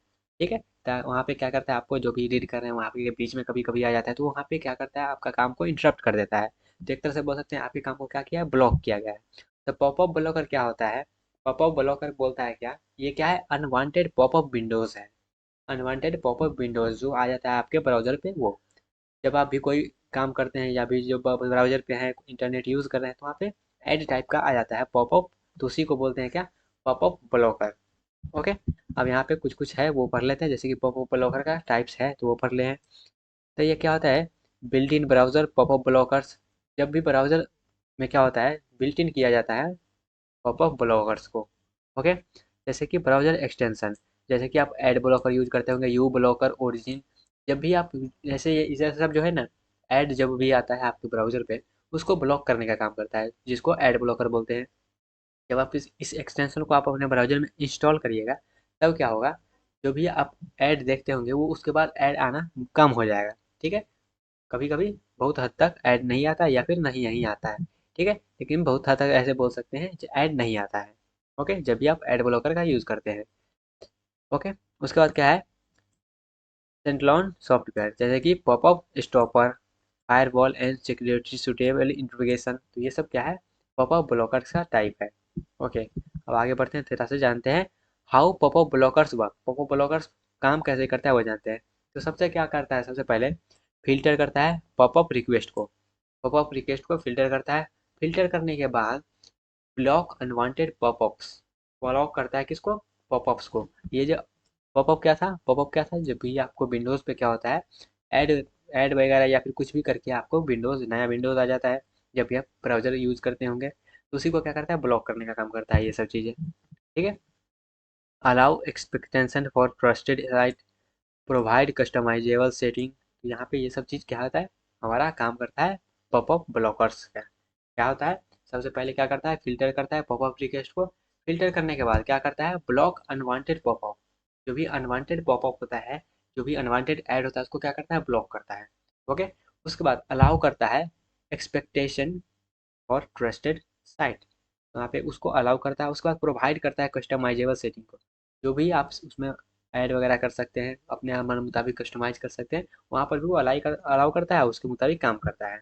ओके। तो ये पॉपअप ब्लॉकर का काम हो गया। ठीक है, बस यहाँ पे ये सब याद रखिए, जब पॉपअप ब्लॉकर होता क्या है, वो कितने टाइप का होता है, कहाँ पे यूज होता है, कैसे यूज होता है, काम कैसे करता है। ओके। अब थोड़ा सा आगे बढ़ते हैं और जानते हैं पॉपअप ब्लॉकर के बारे में थोड़ा सा और। जैसे पॉपअप ब्लॉकर जो पॉपुलर है अभी, वो सब क्या है, तो गूगल क्रोम्स में जो होता है वो बिल्ट इन होता है पॉपअप ब्लॉकर। ठीक है। गूगल क्रोम में पॉपअप ब्लॉकर क्या होता है, बिल्ट इन होता है। मोजिला फायरफॉक्स में क्या होता है, बिल्ट इन होता है। माइक्रोसॉफ्ट एज में भी क्या होता है, बिल्ट इन होता है। और एक एड ब्लॉकर है, यू ब्लॉकर ओरिजिनल है, नो स्क्रिप्ट है। उसका पॉपअप ब्लॉकर प्रो है। तो ये सब उसका क्या है, पॉपअप ब्लॉकर का टाइप बोल सकते हैं, या फिर पॉपुलर जो है अभी मार्केट में पॉपअप ब्लॉकर्स, ये सब चीज़ें हैं। ठीक है। जैसे गूगल क्रोम में तो बिल्ट इन होता ही है, प्रोवाइड किया जाता है। माइक्रोसॉफ्ट फायरफॉक्स में भी किया जाता है। ठीक है, तो ये सब में किया जाता है, और ये सब उसका थोड़ा बहुत नाम है। उसके बाद इसका बेनिफिट क्या है, पॉपअप ब्लॉकर का यूज़ करने का बेनिफिट क्या है वो समझते हैं। तो ये क्या करता है, रिड्यूस कर देता है डिस्ट्रैक्शन को। जैसे हमने पहले वाला एग्जाम्पल क्या किया था, जैसे आप कोई रीड कर रहे हैं, कोई रीड करने के लिए वेबसाइट पे गए, और वहाँ पे क्या होगा, मैं जैसे मान लेते हैं ऐड के लिए क्या होगा, ऐड के लिए आपके स्क्रीन पे पॉपअप आ गया। ठीक है, तो वो क्या करता है, पॉपअप ब्लॉकर उसको ब्लॉक करने का काम करता है, जिससे आपका जो डिस्ट्रैक्शन हो रहा है वो रिड्यूस हो जाए। ठीक है, इसका बेनिफिट क्या है, पॉपअप ब्लॉकर का रिड्यूस कर देता है डिस्ट्रैक्शन को। उसके बाद क्या है, इम्प्रूव्ड ब्राउजिंग एक्सपीरियंस, इम्प्रूव करता है आपके ब्राउजिंग एक्सपीरियंस को। उसके बाद इन्हेंस करता है सिक्योरिटी को, इन्हेंस करता है सिक्योरिटी का। सिक्योरिटी ये कैसे हम, ये क्या हुआ, ये क्या मतलब हुआ ये लिखने का, तो ये मतलब ये हुआ, जैसे मान लेते हैं ऐड आया, ऐड आया तो उस पर आप क्लिक कर देंगे, क्लिक कर देंगे तो हो सकता है कुछ और ओपन हो जाए, कुछ इंस्टॉल हो जाए, तो वहाँ पे क्या होगा, वो थोड़ा सा खतरा होता है, इसलिए क्या करता है, पॉपअप ब्लॉकर का यूज़ किया जाता है, ताकि वो सिक्योरिटी को इन्हेंस कर सके। उसके बाद रिड्यूस मॉलवेयर रिस्क, उसके बाद इन्हेंस करता है प्रोडक्टिविटी को। ओके, तो ये सब मेरा पॉपअप ब्लॉकर्स का काम होता है। और थोड़ा सा और यहाँ पे है, जैसे कि ड्रॉबैक क्या है पॉपअप ब्लॉकर का, तो सम लेगिमिनेट पॉपअप में बी ब्लॉक्ड। तो यहाँ पे क्या होगा, ऐसा नहीं है जो सब कुछ ब्लॉक कर दे, हो सकता है कुछ को ब्लॉक करे। उसका configuration request for expectation potential performance impact, जो भी आप यूज़ करते होंगे ब्राउज़र को, हो सकता है वो थोड़ा सा स्लो हो जाए। ठीक है, तो वो सब थोड़ा सा ड्रॉबैक है। उसके बाद कॉन्फ़िगरेशन ऑप्शन का बात करें, तो इनेबल डिसेबल कर सकते हैं पॉपअप ब्लॉकिंग को, ऐड कर सकते हैं एक्सपेक्टेशन और ट्रस्टेड साइट पर। जैसे मान लेते हैं, जो भी आप साइट ओपन कर रहे हैं वहाँ पे अगर आ रहा है तो वहाँ पे आप ऐड कर सकते हैं। उसके बाद कस्टमाइज कर सकते हैं, फिल्टर्स की सेटिंग हो, वाइट लिस्ट स्पेसिफिक डोमेन्स वहाँ पे भी आप लगा सकते हैं। उसके बाद बेस्ट प्रैक्टिस क्या है पॉपअप ब्लॉकर यूज़ करने का वो समझते हैं। तो enable popup blocking by default, जब भी आप पॉपअप ब्लॉकर इंस्टॉल करें तो बाय डिफ़ॉल्ट क्या करें, उसको ओपन करके रखें। ठीक है, इनेबल करके रखें। उसके बाद क्या है, configure exceptions for trusted site, configure करके है एक्सेप्शन साइट के लिए। उसका regularly update popup blocker software, उसको जो भी आप इंस्टॉल किए हैं उसको रेगुलरली अपडेट करते हैं। उसका मॉनिटर परफॉर्मेंस इम्पैक्ट, जो भी आप परफॉर्मेंस उसका देख रहे हैं उसको मॉनिटर करिए, और क्या असर पड़ रहा है उस पर वो भी देखें। उसका कॉमन इशू क्या है, जब भी आप पॉपअप ब्लॉकर का यूज़ करेंगे तो कॉमन इशू क्या आता है, overlay aggressive blocking, false positive. उसका compatibility issue with certain website, हो सकता है कोई वेबसाइट पे काम करे, कोई कोई वेबसाइट पे काम ना करे। सॉफ्टवेयर कॉन्फ्लिक्ट, हो सकता है सॉफ्टवेयर कॉन्फ्लिक्ट भी हो जाए। तो ये था कॉमन इशूज़ के बारे में। ठीक है, तो आई थिंक पॉपअप ब्लॉकर के बारे में अभी समझ में आया होगा। एक बार और यहाँ पे हम समराइज करते थे पॉपअप ब्लॉकर होता क्या है। तो पॉपअप ब्लॉकर क्या होता है, जब भी आप इंटरनेट यूज़ करते होंगे, ब्राउजर यूज़ करते होंगे, तो वहाँ पे ऐड टाइप करके एक ब्लॉकर, सॉरी एक पॉपअप आ जाता है, उसको ब्लॉक करने का काम करता है मेरा पॉपअप ब्लॉकर। ठीक है, ये कुछ कुछ टाइप है, जैसे क्या होता है, बुलेटिन आता है कभी कभी, कभी कभी क्या होता है, कोई सिक्योरिटी को प्रोवाइड करने के लिए आता है, ब्राउजर एक्सटेंशन में इसको इंस्टॉल कर सकते हैं। ठीक है, ये काम कैसे करता है वो हमने जाना। काम करने के बाद यहाँ पे हम जाने ये पॉपुलर पॉपुलर पॉपअप ब्लॉकर है वो कौन कौन सा है, उसके बाद उसके बेनिफिट के बारे में जाने। बेनिफिट जानने के बाद उसका ड्रॉबैक के बारे में जाने। ड्रॉबैक के बारे में कॉन्फ़िगरेशन ऑप्शंस के बारे में। उसके बाद बेस्ट प्रैक्टिस क्या है पॉपअप ब्लॉकर यूज़ करने का वो जाने। उसके बाद कौन सा वो कॉमन इशू है जो आ सकता है पॉपअप ब्लॉकर यूज़ करते टाइम, वो भी हमने देखा। ओके, तो आई होप पॉपअप ब्लॉकर के बारे में आपको थोड़ा बहुत जानकारी समझ में आ गया होगा और इसको आप और ज़्यादा एक्सप्लोर कर सकते हैं। ओके गाइस, हे गाइस, तो अभी हम लोग जानने वाले हैं एंटीवायरस के बारे में। तो चलिए स्टार्ट करते हैं और जानते हैं एंटीवायरस है क्या। तो एंटीवायरस को समझने के लिए हम यहाँ पे एक डेफिनेशन लिए हैं, उस डेफिनेशन के हेल्प से हम यहाँ पे समझेंगे जो एंटीवायरस है क्या। ओके, तो एंटीवायरस क्या होता है, जब भी आप लैपटॉप वगैरह लेते होंगे तो वहाँ पे एक एंटीवायरस वो एक ईयरली पैक होता है वो डलवाना पड़ता है। वो काम क्या करता है, वो जो भी मेलिशियस सॉफ्टवेयर होता है उसको वो डिटेक्ट करता है, हमको वार्निंग जनरेट करके देता है। ओके, तो इसको समझते हैं एक डेफिनेशन के माध्यम से। Antivirus software detects, prevent and remote malicious software. अब ये क्या बोल रहा है, एंटीवायरस क्या करता है, सॉफ्टवेयर को डिटेक्ट करता है। जो भी सॉफ्टवेयर या फिर जो भी फाइल वगैरह हम डाउनलोड करते हैं उसको क्या करता है, ये डिटेक्ट करता है। और जो भी मिलेशियस एक्टिविटी जैसे कि कोई करप्ट फाइल वायरस वगैरह है उसमें या नहीं वो चेक करता है। अगर है तो हमको वार्निंग जनरेट करता है और ये बताता है जो इसको आप फिर भी अगर डाउनलोड करते हैं तो हो सकता है आपके कंप्यूटर में थोड़ा सा एंटीवायरस ना रहे और क्या हो वायरस आपके आ जाए। तो इसलिए वो क्या करता है, वार्निंग जनरेट करके देता है जिससे हम सावधान हो जाएं और उस फाइल को अपने पीसी में या फिर जो भी डिवाइस आप यूज़ करते होंगे उनमें इंस्टॉल ना करें। ओके, तो antivirus software detect prevents and remotes malicious software, जिसको मालवेयर भी कहते हैं, from computer, laptop, mobile device and other electronic device. इस समय क्या होता है, एंटीवायरस लगा सकते हैं जिससे क्या होगा हमारा जो भी है वो सेफ रहे। ओके, तो एंटीवायरस क्या होता है मालूम चल गया। इसको सिंपल भाषा में ये बताया तो एंटीवायरस क्या होता है, एक ऐसा चीज़ होता है जो कि सिस्टम में डाला जाता है, उसका पैक लिया जाता है और उससे क्या हेल्प मिलता है, उससे हेल्प ये मिलता है कि जो भी हम फाइल वगैरह डाउनलोड करते हैं उसको डिटेक्ट करता है और ये हमको बताता है जो वो सिक्योर है या नहीं। ओके, इसका सिंपल मसा मतलब ये रहा और यहाँ पे इंग्लिश में जो लिखा गया है आप पढ़ सकते हैं, इसको हमने बता दिया है क्या है। ओके, अब यहाँ पे आगे जानते हैं और एंटीवायरस का प्राइमरी फंक्शंस क्या होता है वो जानते हैं। यहाँ एंटीवायरस काम क्या करता है वो समझेंगे। तो एंटीवायरस क्या कर रहा है, प्राइमरी फंक्शन की बात करें तो scan files and program for malware. तो ये क्या करता है, जो भी फाइल वगैरह है, जो भी पीडीएफ वगैरह भी आप डाउनलोड करेंगे तो उसको भी स्कैन करेगा और जो भी प्रोग्राम या फिर जो भी सॉफ्टवेयर डाउनलोड करेंगे उसको भी ये क्या करेगा, स्कैन करेगा। Okay, detect and remove malware, detect करेगा और रिमूव करेगा मालवेयर को। ओके, जो भी करप्ट फाइल होगा उसको क्या करेगा, खुद ब खुद वो रिमूव कर देगा। उसके बाद प्रिवेंट मालवेयर इंस्टॉलेशन, ये क्या करेगा, मालवेयर इंस्टॉलेशन को प्रिवेंट करेगा। उसके बाद provide real time protection, real time protection का मतलब क्या है, जब आप सॉफ्टवेयर डाउनलोड कर रहे हैं तभी वो बताएगा कि हाँ इसमें वार्निंग है और वहाँ पे वार्निंग जनरेट करके देगा जिससे आप सावधान हो जाएगा। तो रियल टाइम का मतलब है जो भी आप काम कर रहे हैं उस समय अगर कोई आप गलती कर रहे हैं तो वहाँ पे वो खुद वार्निंग जनरेट करके देगा, जो भी उसका एंटीवायरस पैक आप लिए होंगे वो। ओके, उसके बाद क्या आता है, आप अपडेट मालवेयर डेफिनेशन, यहाँ पे मालवेयर डेफिनेशन को आप अपडेट भी करने का काम करता है ये एंटीवायरस। ओके, अब और आगे बढ़ते हैं और जानते हैं एंटीवायरस का जो भी टाइप है, टाइप ऑफ मालवेयर। यहाँ पे टाइप ऑफ मालवेयर करने का मतलब जैसे कि वायरस का नाम सुनते होंगे, वायरस वो नहीं जो आप वो फिजिकल वायरस नहीं, ये बोला जा रहा है ये कंप्यूटर वगैरह में जो वायरस आ जाता है करप्ट फाइल वो उसका हम बात कर रहे हैं। ओके, तो वायरस मालवेयर का एक टाइप होता है जिसके जरिए हमारा जो भी सिस्टम वगैरह है वो क्रैश हो सकता है। तो ये मालवेयर का एक टाइप है। उसके बाद ट्रोजन्स है, वॉर्म्स है, स्पाईवेयर, एडवेयर। एडवेयर भी होता है, एडवेयर जैसे कि कोई एड वगैरह आ जाता है तो उस पर आप क्लिक कर देते हैं तो क्या होता है, कोई फाइल डाउनलोड हो जाता है तो वो करप्ट फाइल भी हो सकता है तो वो एडवेयर होता है। उसके बाद रैनसमवेयर, शॉर्ट किट्स, फुटनेट, तो ये सब मालवेयर का टाइप है। ओके, जनरली आप नाम सुने होंगे तो ये वायरस का नाम सुने होंगे, हाँ हमारे पीसी में वायरस आ जाएगा। जब भी आप पेन ड्राइव लगाते होंगे किसी का तो ये पूछते ही होंगे कि आप पेन ड्राइव में वायरस तो नहीं है।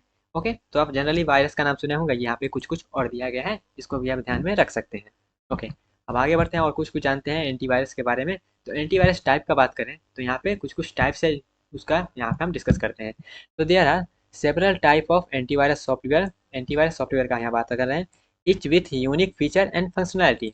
अब यहाँ पे एंटीवायरस जो सॉफ्टवेयर है उसका हम बात करेंगे जिसमें कुछ यूनिक फीचर रहेगा और उसका फंक्शनलिटी रहेगा। ओके, जैसे कि पहला क्या है एंटीवायरस टाइप में, सिग्नेचर बेस्ड एंटीवायरस। जब भी कोई भी एंटीवायरस आप लेंगे तो उसमें कुछ कुछ चीज़ें देखना होता है, जैसे कि आप खुद आपका जिस प्रकार का यूज हो आप देख सकते हैं। पहला क्या है, सिग्नेचर बेस्ड एंटीवायरस।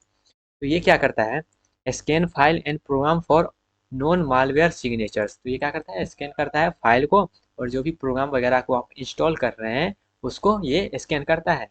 ओके, उसके बाद क्या है, बिहेवियरल बेस्ड एंटीवायरस। अब ये बिहेवियर बेस्ड एंटीवायरस है दूसरा, जो कि क्या करता है, मॉनिटर करता है सिस्टम बिहेवियर को, सिस्टम बिहेवियर को मॉनिटर करेगा और डिटेक्ट करेगा और नॉन मालवेयर को। ठीक है, जो नॉन मालवेयर है उसको तो ये डिटेक्ट कर लेगा कौन, सिग्नेचर बेस्ड एंटीवायरस, और जो अननोन मालवेयर है उसको ये डिटेक्ट करेगा बिहेवियर बेस्ड एंटीवायरस। ओके, उसके बाद है cloud based antivirus. Cloud based antivirus में क्या होता है, use cloud computing to analyse and block threats. Threats जैसे कि कोई आप वैसे नाम सुने होंगे क्या, हैक वैक हो जाता है, किसी का पासपोर्ट लीक हो जाता है, किसी का कुछ लीक हो जाता है, तो वही होता है थ्रेडिंग में, बहुत सी जाता है, लेकिन हम यहाँ पे बस थ्रेडिंग को पासपोर्ट वगैरह हैक होने से समझाने का कोशिश किए हैं। ओके, तो क्लाउड बेस्ड एंटीवायरस में क्या होता है, वहाँ पे आपका सिक्योर रहेगा क्या, use cloud computing to analyse and block threats. जो भी थ्रेड वगैरह होगा उसको क्या करेगा, ब्लॉक करने का काम करेगा ये एंटीवायरस। ओके, उसके बाद है हाइब्रिड एंटीवायरस। तो हाइब्रिड एंटीवायरस क्या करेगा, कंबाइंड सिग्नेचर बेस्ड और बिहेवियर बेस्ड डिटेक्टर। जो भी वहाँ पे आप पहला नंबर सिग्नेचर बेस्ड एंटीवायरस और दूसरा बिहेवियरल बेस्ड एंटीवायरस आप जो जाने हैं, हाइब्रिड एंटीवायरस में दोनों को कंबाइन कर दिया जाता है। ओके, उसके बाद है क्या, next generation antivirus, NGAV, next generation antivirus. ये क्या करेगा, AI का यूज़ करेगा। ओके, मशीन लर्निंग का यूज़ करेगा एंड बिहेवियरल एनालाइज करेगा। ठीक है, ये AI का यूज़ करेगा और मशीन लर्निंग का यूज़ करेगा, जो कि है नेक्स्ट जनरेशन एंटीवायरस। ओके, उसके बाद क्या है, end point detection and response, EDR, end point detection and response. ये क्या करेगा, provide real time threat detection and response. Real time का मतलब क्या है हमने बता दिया था। तो ये जो है, ये जो एंटीवायरस है ये क्या करेगा, रियल टाइम थ्रेड प्रोटेक्शन और रिस्पॉन्स को ये फीचर इसका है, ये प्रोवाइड करेगा। उसके बाद है internet security, internet security site. तो ये क्या है, comprehensive protection including antivirus, firewall and privacy tools. तो ये सब ये प्रोवाइड करेगा। उसके बाद फ्री एंटीवायरस, फ्री एंटीवायरस जैसे कि है basic protection for individuals users. यह क्या करेगा, फ्री जब जो भी है फ्री एंटीवायरस, जब भी आप इसको इंस्टॉल करेंगे तो क्या होगा, वो बेसिक बेसिक प्रोटेक्शन वगैरह यहाँ पे प्रोवाइड करेगा। उसके बाद है paid antivirus. Generally paid antivirus नहीं आता है, advance feature and supports for individual and businesses. Paid antivirus होता है जनरली, उसको ही लिया जाता है, परचेज किया जाता है, ताकि हमारा जो भी सिस्टम है वो सिक्योर रहे। ओके, उसका क्या है, इंटरप्राइज एंटीवायरस। तो centralise management and security for large organisation के लिए हमारा ये क्या होता है, इंटरप्राइजेस एंटीवायरस यूज किया जाता है, इसका ये फंक्शनैलिटी है। ओके, एंटीवायरस टाइप के बारे में हम कुछ कुछ बात कर ली है, और आगे चलते हैं और कुछ कुछ की फीचर के बारे में बात करते हैं, जो कि है एंटीवायरस के। जैसे कोई भी आप एंटीवायरस लेंगे तो उसमें आप क्या करेंगे, क्या क्या चीज़ आपको चाहिए होता है, तो रियल टाइम प्रोटेक्शन रहना चाहिए, शेड्यूल स्कैनिंग होना चाहिए, ऑटोमेटिक अपडेट होना चाहिए, फॉरवर्ड इंटीग्रेशन होना चाहिए, anti fishing and anti management होना चाहिए, पासवर्ड मैनेजमेंट होना चाहिए, सिस्टम ऑप्टिमाइजेशन होना चाहिए। ओके, तो ये सब की फीचर है जिससे आप एंटीवायरस के बारे में लिख भी सकते हैं कुछ कुछ, ये इसका की फीचर हुआ। ओके, उसके बाद एंटीवायरस इंस्टॉल करने का या फिर लेने का क्या बेनिफिट्स है उसके बारे में जानते हैं। तो इसका क्या बेनिफिट्स है, प्रोटेक्ट्स अगेन मालवेयर। मालवेयर क्या होता है हमने ऑलरेडी बता चुके हैं। तो मालवेयर से हमारा क्या करता है, प्रोटेक्शन करता है एंटीवायरस। उसके बाद प्रिवेंट डाटा लॉस। अब जब मालवेयर अटैक होगा तो वहाँ पे डाटा लॉस होने की संभावना रहता है, उसको भी ये कम करता है। उसके बाद इंश्योर सिस्टम स्टेबिलिटी, सिस्टम का स्टेबिलिटी को भी स्टेबल रखता है। सेफ गार्ड ऑनलाइन ट्रांजेक्शन, जो भी आप ऑनलाइन वगैरह यूज़ करते होंगे UPI, उसको भी क्या करता है, ये सेफ रखने का काम करता है। Enhance system performance, system performance को इनहेंस करता है जब भी आप ये तो बाय डिफॉल्ट चीज़ ही है, जैसे कि आप कोई, आप में कोई वायरस वगैरह नहीं है तो आपका सिस्टम स्मूथली चलेगा, तो इनहेंस तो ऑटोमेटिक हो जाएगा जब आप एंटीवायरस का यूज़ करेंगे। ओके, तो ये बेनिफिट्स रहा। जैसे अब यहाँ पे जानते हैं एंटीवायरस काम कैसे करता है। ओके, जैसे कि यहाँ पे सिग्नेचर बेस्ड डिटेक्शन है, तो यहाँ पे देखिएगा signature based detection matches malware against non signature. जो भी नॉन सिग्नेचर है उसको क्या करेगा, डिटेक्ट करेगा। उसके बाद बिहेवियर बेस्ड डिटेक्शन क्या करेगा, मॉनिटर सिस्टम बिहेवियर, जो भी सिस्टम का बिहेवियर उसको मॉनिटर करेगा और डिटेक्ट करेगा अननोन मालवेयर को। Cloud based detection analyse file and program and cloud, ये सब काम करेगा। तो ये सब कुछ ही प्रकार से काम करता है, जैसे सिग्नेचर का हमने बात कर लिया, बिहेवियर का और क्लाउड बेस्ड का। ठीक है, पहले डिटेक्ट करेगा और डिटेक्ट करने के बाद उसको रिमूव करेगा, या फिर आपको वार्निंग जनरेट करेगा करेगा तो आप खुद उसको रिमूव कर सकते हैं। ओके, अब यहाँ पे इम्पोर्टेंस इसका क्या है तो वो बात कर लेते हैं। तो इम्पोर्टेंस है क्या, प्रोटेक्ट करेगा सेंसिटिव इन्फॉर्मेशन को। जो भी इन्फॉर्मेशन आपके सिस्टम में तो बहुत सारा इन्फॉर्मेशन होता है जो सेंसिटिव हो, ठीक है, आप चाहते हो वो लीक ना हो, तो वो क्या करेगा, उसको प्रोटेक्ट करता है। उसके बाद प्रिवेंट करता है आइडेंटिफिकिंग थिप को, ठीक है, जो भी आपका डाटा वगैरह है वो लॉस्ट नहीं हो रहा है, वो एक दूसरे के पास नहीं जाएगा। उसके बाद सेफ गार्ड फाइनेंशियल डाटा, जो भी आप फाइनेंशियल ट्रांजेक्शन करते हैं उसको ही सेफ गार्ड करता है। Ensure business continuity, maintain system integrity, तो ये सब इंपॉर्टेंस है इसका। पॉपुलर एंटीवायरस सॉफ्टवेयर का, जैसे हमने बोला था क्या, सॉफ्टवेयर इंस्टॉल करना पड़ता है, लेना पड़ता है, परचेस्ट करना पड़ता है। तो पॉपुलर सॉफ्टवेयर है जैसे कि यहाँ पे नोटोन एंटीवायरस, मैकीफी एंटीवायरस, जनरली आप हमारे सिस्टम में जो यूज करते होंगे यही रहता होगा, ठीक है। जब ये सिस्टम वगैरह कोई खरीदते हैं, लैपटॉप वगैरह लेते हैं, तो ये बाय डिफॉल्ट उसमें लगा के दिया जाता है, यही रहता है, ठीक है। उसके बाद ये है SPI antivirus, award SPI, AVG antivirus, Microsoft defender, ये सब उसका नाम रहा। तो यहाँ पे आप सब कुछ पढ़ सकते हैं, एक दो का नाम याद रख लीजिए ताकि आप एग्जाम में लिख पाए। ओके, तो पॉपुलर एंटीवायरस सॉफ्टवेयर ये सब रहा। और भी होता है लेकिन यहाँ पे जो पॉपुलर है उसका हम यहाँ पे नाम लिखेंगे। ओके, उसके बाद यहाँ पे आप बात करते हैं when choosing antivirus software consider, जब आप कोई एक एंटीवायरस खरीद रहे हैं तो उसमें कौन कौन सा चीज़ देखने का जरूरी है। जैसे कि पहला, डिटेक्शन रेट, वो कितना जल्दी डिटेक्ट कर लेगा जो भी मेलिशियस एक्टिविटी होगा उसको, उसमें आपको देखना जरूरी है। उसके बाद सिस्टम परफॉर्मेंस इम्पैक्ट, जब आप उसको इंस्टॉल कर रहे हैं तो क्या वो सिस्टम पे इम्पैक्ट करेगा, वो भी देखना जरूरी है। उसके बाद यूज़र इंटरफेस, जो भी सॉफ्टवेयर है उसका यूज़र इंटरफेस कैसा हो। उसके बाद उसमें एडिशनल क्या फीचर मिल रहा है वो भी देखना जरूरी है।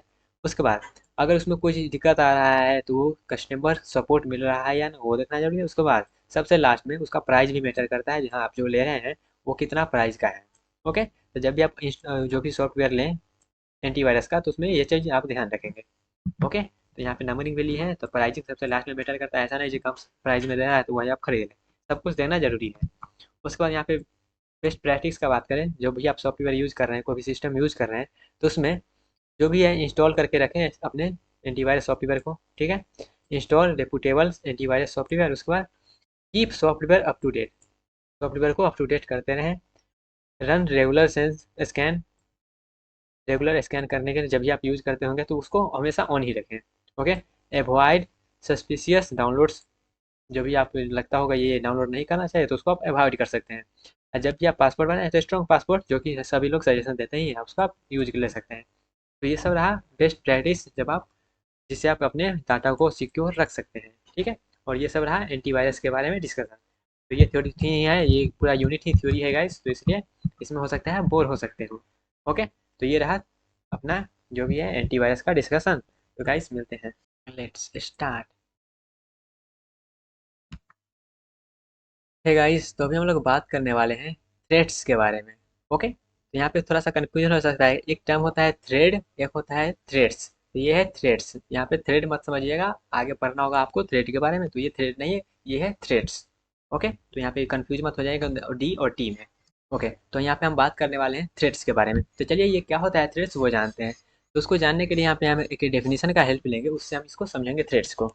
Okay, so threats are potential occurrences that cloud compromise the security, integrity and ability of information system और network। तो ये threats क्या होता है, इससे जब थ्रेट्स होगा तो ये क्या होगा, कंप्रोमाइज़ कर लेगा किसी अपने सिक्योरिटी का, जो भी आप सिस्टम जब आपका होगा उसमें बहुत सारा इन्फॉर्मेशन हो सकता है। तो थ्रेट्स क्या करता है, जो भी थ्रेट्स बहुत सारा प्रकार का होता है, यहाँ पे हम बात करेंगे वन बाय वन। ऐसे समझिए जब भी थ्रेट्स आएगा तब वो क्या होगा, आपके सिक्योरिटी को अटैक करेगा, आपके सिक्योरिटी पे, आपके डाटा पे वो अटैक करेगा, तो इससे हमको बोलते हैं थ्रेट्स। तो यहाँ पे और भी आप आगे पढ़ते हैं तो उसमें और भी समझ लेंगे थ्रेट्स मतलब होता क्या है। बस अभी इतना समझ लिए, थ्रेट्स मतलब एक टर्म है जिससे अगर आप जब भी वो होगा तब क्या होगा, आपके डाटा पे या फिर आपके सिक्योरिटी पे वो काम करेगा। ओके, काम मतलब अटैक करेगा। अब यहाँ पे समझते हैं टाइप्स ऑफ थ्रेट्स, इससे आपको ज़्यादा क्लियर होगा थ्रेट्स मतलब है क्या। तो टाइप ऑफ थ्रेट्स जैसे कि मालवेयर, तो मालवेयर का हमने ऑलरेडी बात कर लिया था। मालवेयर जैसे कि वायरस, आपके सिस्टम में वायरस आएगा तो वायरस क्या करेगा, आपके जो भी सिस्टम जिसकी सिक्योरिटी होगा उस पर अटैक करेगा, ठीक है। तो जैसे हमने उसके डेफिनेशन में बोला थ्रेड्स के, ये क्या करेगा, आपके डाटा पे या फिर आपके सिक्योरिटी पे अटैक करेगा। ओके, तो जैसे कि इसका टाइप है क्या है, मालवेयर। तो मालवेयर जैसे कि वायरस हो गया, वॉर्म हो गया, ट्रोजन्स हो गया, रैंसमवेयर हो गया, ये सब क्या करेगा, आपके जो भी है सिस्टम पे अटैक करेगा, ठीक है। उसके बाद फिशिंग, फिशिंग का जनरली आप नाम सुनते ही होंगे, जब भी आपका कॉल आता होगा वो ओटीपी वगैरह मांगते होंगे, तो वो भी एक प्रकार का थ्रेट्स ही है, ठीक है। वो क्या करता है, आपके डाटा पे काम करता है। ठीक है, आपके डाटा पे अटैक करता है, वो होता है फिशिंग। तो फिशिंग जैसे कि यहाँ पे देखिएगा social engineering attack. Social engineering attack जैसे कि आप कभी कभी कॉल आता होगा ओटीपी वगैरह मांगने के लिए, वो सब हो गया। और कोई कोई लिंक वगैरह आता है, कोई कोई मैसेज आता है, आपका लॉटरी वगैरह लग गया है, तो वो सब सोशल इंजीनियरिंग में अटैक में आता है, जिसको एक टेक्निकल नाम जाता है दिया जाता है जो कि है फिशिंग। ओके, तो ये भी एक प्रकार का थ्रेट्स ही है। तो मालवेयर हमने समझ लिया, थ्रेट्स समझ लिया। उसके बाद यहाँ पे नेटवर्क थ्रेट्स है। नेटवर्क थ्रेट्स जैसे कि unauthorised access, denial the server DOS. तो यहाँ पे नेटवर्क थ्रेट्स भी होता है, ठीक है, जैसे कि यहाँ पे अनऑथराइज्ड एक्सेस। इसका मतलब ऐसे समझ लीजिए जैसे कि आपका ईमेल है, ठीक है, आपका ईमेल है तो आपका ईमेल आपको ही राइट्स है उसको एक्सेस करने का, लेकिन कोई और उसका पासवर्ड क्रैक कर देता है तो उसको बोलते हैं अनऑथराइज्ड एक्सेस। तो वो होता है मेरा नेटवर्क थ्रेट में। जैसे कि कभी कभी इंस्टाग्राम पासवर्ड हैक हो जाता है, किसी का यूट्यूब का पासवर्ड हैक हो जाता है, तो वो सब आता है नेटवर्क थ्रेट्स में।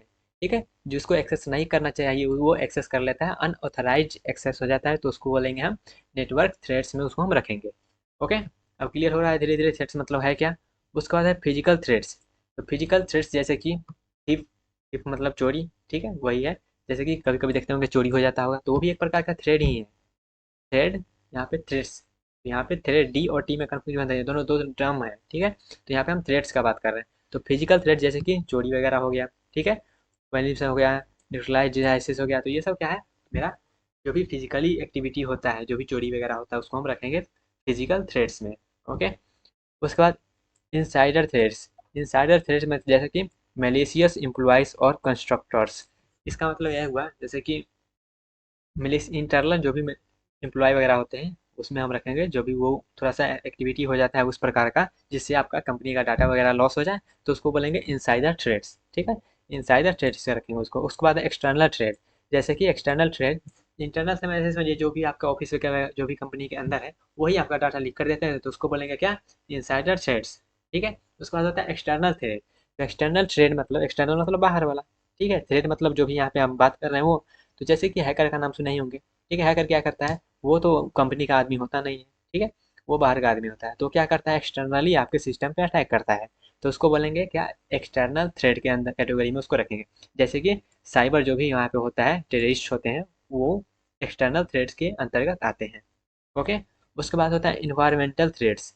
जैसे कि पावर आउटेज, होल्डिंग, तो ये सब मेरा इन्वायरमेंटल थ्रेड के अंदर में आता है। उसके बाद ह्यूमन थ्रेड। तो ह्यूमन थ्रेड जैसे कि हमने सोशल इंजीनियरिंग का बात किया था, ह्यूमन थ्रेड वो होता है जो आदमी के द्वारा किया जाता है। तो फिजिकल जो थ्रेड है वो भी आदमी के द्वारा किया जाता है। तो ह्यूमन थ्रेड जैसे कि सोशल इंजीनियरिंग। सोशल इंजीनियरिंग का मैंने बोला, जो कॉल आता है बोलता है ओटीपी बताइए आपका लॉटरी वगैरह लग गया है, तो उसको बोलेंगे ह्यूमन थ्रेड्स, वो सब हुआ, ठीक है। तो ये सब कुछ कुछ टाइप्स ऑफ थ्रेड है। तो आई थिंक अब आपका क्लियर हो गया होगा जो थ्रेड्स है क्या। ओके, अब क्लियर हो ही गया थ्रेड्स का मतलब है क्या। और ये जो लिखा गया था, threats are potential occurrence that could compromise the security, security से कंप्रोमाइज कर सकता है, या फिर इंटीग्रिटी से, या फिर एबिलिटी ऑफ इन्फॉर्मेशन, जो भी इंफॉर्मेशन जो भी डाटा है उससे यहाँ पे कंप्रोमाइज करना पड़ सकता है, ठीक है। या फिर सिस्टम से, जो भी आपका सिस्टम है वो क्रैश हो सकता है, आपका जो भी नेटवर्क है, जो भी सोशल मीडिया है ऐसे, वो भी आपका यहाँ पे हो सकता है इफेक्ट हो जाए। तो थ्रेड्स का मतलब आपको आई थिंक अब क्लियर हो गया होगा है क्या। ओके, यहाँ पे हम कुछ कुछ और बात करते हैं थ्रेड्स के बारे में, जैसे कि साइबर थ्रेड। तो साइबर थ्रेड में जैसे कि हैकिंग आता है, आइडेंटिटी थीफ होता है, ऑनलाइन हरासमेंट, ऑनलाइन हरासमेंट जिसको हम ब्लैकमेलिंग बोलते हैं, ransomware, spyware, adware, botnet, SQL injection, cross site scripting, denial the server. Denial the server करने का मतलब ये होता है, कोई भी सर्वर पे हम इतना ना उस पर अटैक कर देते हैं, उस पर उतना ना यूज़र को एज अ ला देते हैं, तो वहाँ पे क्या होता है जो भी सर्वर है वो क्रैश हो जाता है, तो उसको बोलते हैं denial of server. Okay, cross site speaking, तो ये सब आप जब आगे इस पे आप खुद वहाँ पे पढ़ सकते हैं इंटरनेट पे, तो आपको ज़्यादा क्लियर हो जाएगा। बस यहाँ पे आप ऐसे समझ लीजिए साइबर थ्रेट्स में जैसे कि हैकिंग आ गया, आइडेंटिटी थीफ। आइडेंटिटी थीफ मतलब ये हुआ, जो भी आपका डाटा वगैरह है वो बेच देना किसी को, जो भी आप कहीं जैसे जैसे मान लेते हैं, कभी कभी मॉल में आप जाते होंगे तो मॉल में एक कार्ड दिया जाता है, उस कार्ड में कहता है लकी ड्रॉ है, लकी ड्रॉ है, तो उसमें आप कुछ कुछ इन्फॉर्मेशन लिया जाता है। बस यहाँ पे हम एग्जांपल ले रहे हैं, ठीक है, वहाँ पे लकी ड्रॉ बोल के वहाँ पे कुछ कुछ आपका इन्फॉर्मेशन लिया जा रहा है, ठीक है। तो वो हो सकता है, हम यहाँ पे एग्जाम्पल ले रहे हैं, हो सकता है वो जो आइडेंटिटी है, जो भी आप वहाँ पे डाटा दिए हैं अपना, हो सकता है वो किसी को बेच दे, तो हो सकता है वो उसको रखेंगे कि आइडेंटिटी थीम, ठीक है। एक हम वो एग्जांपल लिए, लेकिन कहीं पर भी आप वहाँ पे जो भी डाटा दे रहे हैं वो आपको वो ध्यान देने वाली बात है कि वो डाटा जा किसके पास रहा है, क्योंकि वहाँ पे अपना डाटा दे रहे हैं, तो इसलिए वहाँ पे उसको रखेंगे आइडेंटिटी थीप में। Okay, online harassment. जैसे कि ऑनलाइन हरासमेंट लगाने का मतलब ऑनलाइनली आप जो भी सोशल मीडिया पे करते होंगे, ठीक है, जो भी सोशल मीडिया पे करता हो सकता है वो उसके बेसिस पे कोई आपको ब्लैकमेलिंग स्टार्ट कर दे तो उसको रखेंगे ऑनलाइन हरासमेंट के कैटेगरी के अंदर। उसके बाद होता है रेसोमर्स, उसके बाद spyware, adware, botnet, SQL injection, cross site scripting और डिनाइल द सर्वर, डीओएस। उसके बाद यहाँ पे क्या होता है फिजिकल थ्रेट, जैसे कि यहाँ पे थीप हो गया, वेंडलिज्म हो गया, फायर, हुड, earthquake, power outside, natural, disasters. Okay, तो ये सब हमारा आएगा फिजिकल थ्रेट्स में। अब आगे बात करते हैं जो कि है क्या, जो कि है इनसाइडर थ्रेड। इनसाइडर थ्रेड में जैसे कि हमने बताया था डाटा लॉस्ट हो सकता है यहाँ पे, तो इनसाइडर थ्रेड में जैसे कि डाटा ठीक हो गया, जैसे हमने एग्जांपल लिया फिर मॉल वगैरह का एग्जांपल लिया। उसके बाद होता है क्या सब बॉटेज, उसके बाद अनऑथोराइज एक्सेस, जो हमने इंटरनेट वगैरह का बात किया। उसके बाद क्या होता है प्रिविलेज्ड अब्यूज, प्रिविलेज्ड अब्यूज। उसके बाद क्या होता है इंटेलेक्चुअल प्रॉपर्टी थी, तो ये सब मेरा आएगा इनसाइडर थ्रेड में आएगा। उसके बाद मेरा होता है एक्सटर्नल थ्रेट, जैसे कि हमने हैकर का बात किया, साइबर टेररिस्ट का बात किया, नेशन स्टेट, उसके बाद ऑर्गेनाइज क्राइम, उसके बाद स्क्रिप्ट क्रिएटर्स, तो ये सब हमारा आता है एक्सटर्नल थ्रेट्स में। उसके बाद मेरा होता है थ्रेट्स लेवल, जैसे कि थ्रेट्स का जो भी लेवल है, जैसे कि एक होता है लोअर, उस जिसमें क्या होता है मिनिमल इम्पैक्ट, आपका बहुत कम इम्पैक्ट पड़ेगा। उसके बाद मीडियम होता है, जैसे कि मॉडरेट इम्पैक्ट पड़ता है आपका। हाई होता है जिसमें सिग्निफिकेंट इम्पैक्ट होता है, क्रिटिकल जो भी यहाँ पे, लेकिन यहाँ पे आप ऐसा कोशिश करें जो आप यहाँ पे लोअर थ्रेड का भी यूज ना करें, ठीक है। मिनिमल इम्पैक्ट होता है लेकिन यहाँ पे आप कोशिश करें जो ये भी आप में ना लागू हो। ओके, उसके बाद यहाँ पे आता है थ्रेड असेसमेंट, जैसे कि इसमें होता है identify potential threats, assess likelihood and impact, develop mitigatory strategy, impact security control, monitor and review. Okay, उसके बाद यहाँ पे हम बात करते हैं, ये थ्रेड्स का बात हमने बहुत सारा कर लिया, जो थ्रेड्स होता क्या है, ठीक है, किसको किस कैटेगरी में रखेंगे। अब ये बात हम करते हैं जो थ्रेड्स से जो भी प्रोटेक्शन वगैरह होता है वो हम कैसे यूज करेंगे। तो प्रोटेक्शन फ्रॉम वेरियस थ्रेड, जो भी अलग अलग प्रकार का थ्रेड्स हो रहा है उससे हम कैसे अपने आप को सेफ रख सकते हैं। ओके, तो यहाँ पे पहले हम टाइप ऑफ थ्रेड, जो कि हमने पहले ही बात कर लिया, बहुत सारा टाइप होता है। ओके, यहाँ पे फिर से एक बार बता देते हैं, जैसे मालवेयर होता है, fishing, spyware, adware, rocket, botnet, denial the server, जिसको शॉर्ट में डीओएस बोला जाता है। उसके बाद मिन इन द मिडल, मिन इन द मिडल कहने का मतलब ये होता है जैसे कि आप ऐसे समझिए आप पब्लिक में जाके अपना वाईफाई यूज़ कर रहे हैं, ठीक है, तो वहाँ पे आप किसी से वाईफाई लिए, तो हो सकता है आपके उस डिवाइस से कनेक्ट हो सका, तो वो मिन इन द मिडल हो सकता है, वो जो आप वाईफाई से कनेक्ट है वो आपका डाटा ले सकता है, ठीक है, तो उसको बोलते हैं मिन in the middle attack. SQL injection, तो ये जब आगे पढ़ेंगे तो वो समझेंगे। क्रॉस साइट स्क्रिप्टिंग का भी हमने बात कर लिया था, तो ये सब इसका टाइप है जो हमने ऑलरेडी देख लिया है। अब यहाँ पे ये बात करते हैं जिससे हमको बचा कैसे जाए, ठीक है, प्रोटेक्शन मेजर। तो इसमें हम पहला बात करेंगे सॉफ्टवेयर प्रोटेक्शन, जो भी सॉफ्टवेयर आप यूज करें उससे कैसे हम सेफ रह सकते हैं उसमें। तो उसमें आप कोशिश करें एंटीवायरस सॉफ्टवेयर का यूज़ करें, फायरवॉल का यूज़ करें, एंटी मालवेयर सॉफ्टवेयर, उसके बाद intrusion detection system, IDS, intrusion prevention system, IPC, IPS, ये सब का आप यूज़ करें सॉफ्टवेयर में, जिससे आप जो भी सॉफ्टवेयर यूज़ कर रहे हैं वो सेफ है या नहीं ये सब पता चल सके। ओके, तो सॉफ्टवेयर पता चल गया। उसके बाद हार्डवेयर प्रोटेक्शन, हार्डवेयर प्रोटेक्शन भी जरूरी है। उसमें राउटर फायरवॉल, जो भी आप राउटर से कनेक्ट हो रहा है उस राउटर को फायरवॉल आप यूज़ करें। Network switches, secure router, encrypted device, तो ये सब का आप यूज करेंगे हार्डवेयर के लिए।